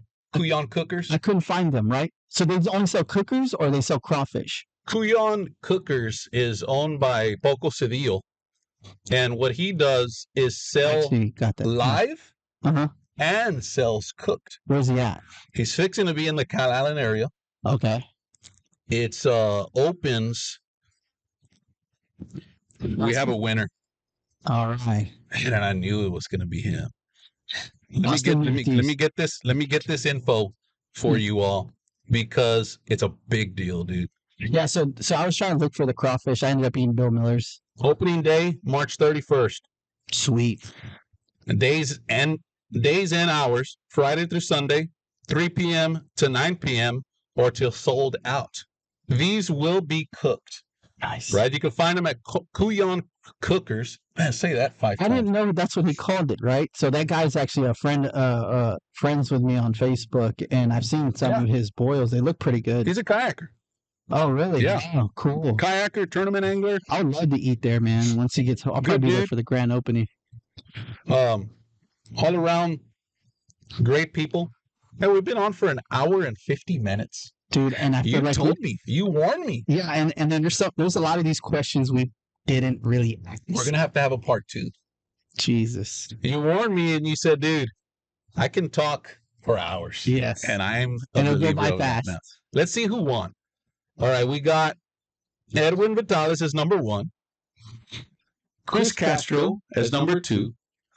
Austin Matthews as number 3. You were so close, Austin. And Austin Matthews as number 4. He did it twice? Yeah. Oh, he did win. He wins a Spooled Life swagger packer. Cool. Austin Matthews, you're a great person, man. Great guy, kayaker as well. Yeah. And follower of the show. It's been a hell of a show, dude. He caught redfish. We went out and you went with him, actually. Yeah. He I think he booked me and we caught some fish. Or we met up. It was either we met up as friends or he booked me. I'm not too sure because sometimes it's just, hey man, I got a free trip. You want to come? Yeah. All right, hey man, I'm gonna check out this area. Yeah. I haven't fished it before. You want to come? Right. So I'll do those for free. But I don't remember really which one it was, but we caught some fish, got some redfish back there. Yeah. Shout out to Austin Matthews. I wish I had some beer to shout him out to. Yeah. I got these right here. Those are just tempting, you know what I mean? But I don't like to open them for those. somebody else. Hopefully I'm not confusing them for someone else. You probably are, but it's okay. No, Here at the Spooled Life, we do whatever the hell we want here at Spooled Life. Thank y'all so much. If y'all are on the media pages, go give a shout out to Sarge Custom Rods, Coke Law Firm, in case y'all get in trouble this weekend, Sea Tow Corpus Christi, in case you get in trouble with the boat, right? Or motorized skiff, you know? I think it's above 3 horsepower or around 6 horsepower, something like that. Give them a shout and find out. Everybody needs something like that, especially if you got a boat, man. That's the worst thing that could happen is being stuck out on the water and nobody to call to come help you, right? Forever Last Year, Couyon Cookers, they will open up next week, right? Be prepared for that. They're going to have live crawfish, award-winning, best tasting, easy peeling, extra juice in the head for those guys. Extra juice in the head, you know, for those that like to suck, right? Karbach Brewery, they kept us nice and they kept me, right? Yeah. Nice and hydrated, Right. Sims Fishing, that keeps me nice and cool. And Roy's Bait and Tackle, that provides this beautiful air-conditioned space to have our beautiful air-conditioned show. Right. This is a great setup, man. Shout out to Bill Millers. Contact me, guys. You know what I mean? I got a package for you all, right? We mentioned their name at least twice. Right. That's at least $50. Y'all owe me. What else you got, Mr. I just want to thank everybody for joining. This is a great show, man. Appreciate it. Thank you for bringing me and doing the show. Appreciate it, man. Thank you so much. Yeah. Hey, guys, the next flyer, we're going to have another show next week, double header, because of the holiday. We got Easter coming up. We're going to have a double header just to get our shows in and out. You know what I'm saying? Y'all have a beautiful, y'all can't get the show, and I miss y'all. Y'all have a beautiful Easter. Spend it with family. Don't forget what it's about, right? what Easter is really about. Turn on the barbecue pit still, right? Don't get too what it's about, right? I get it. Throw some shrimps on there. Yeah, you know what shrimps I mean? on the Just bobby. throw a little bit of meat on there, crawfish. If you can get it, Couyon Crawfish Cooker sells out quick. Get on that list, on that bag list. I'm not sure how many pounds he sells per sale or whatever. You know what I'm talking about. You already know me. I'll have the Karbach on ice. It's already on ice. That way, on Easter morning, it's nice and cold. Oh, nice. Correct. It's been a hell of a show. The flyer will come out tomorrow. It's going to be tough to beat this. Right. Well, don't forget, if you guys want to follow us on One Last Cast There you go. Podcast. Where can we find you at, Barry? Yeah, One Last Cast I already Podcast. said that, but what if I didn't? Go ahead. I mean, I probably didn't promote it as much as Jonathan would want me to. He's going to be mad. I did a show one time by myself, and I didn't do the good in the promoting part. Oh, really? Yeah. He's better. He's probably all like, dude, say us one more time. Yeah, at One least. Last Cast Say Podcast. my name one more time. He's saying. Nahua. There you go. One Last Cast on Facebook, Right. Instagram. And I don't know if he's got us on Instagram, but definitely on Spotify, YouTube, and Apple, There you go. and a couple other platforms that has us. Yeah. Good show. And where can we find you? Facebook? Facebook, right? Mainly on Facebook. Instagram? I'm not good with Instagram, so Facebook is probably the best one, right? TikToker? No. Snapchatter? No. No. That's too hip. Right. Hip, right?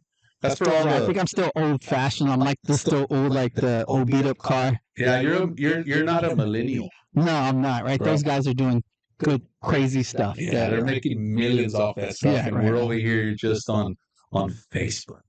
Right? Hey, don't get mad. It's been a hell of a show, guys. We'll see y'all next time. Like I said, the flyer goes out tomorrow. It's going to be a hell of a show. We're going to have a bunch of stuff to give away, and we're going to have a bunch of stuff to talk about. Thank y'all so much for tuning in. See y'all next time.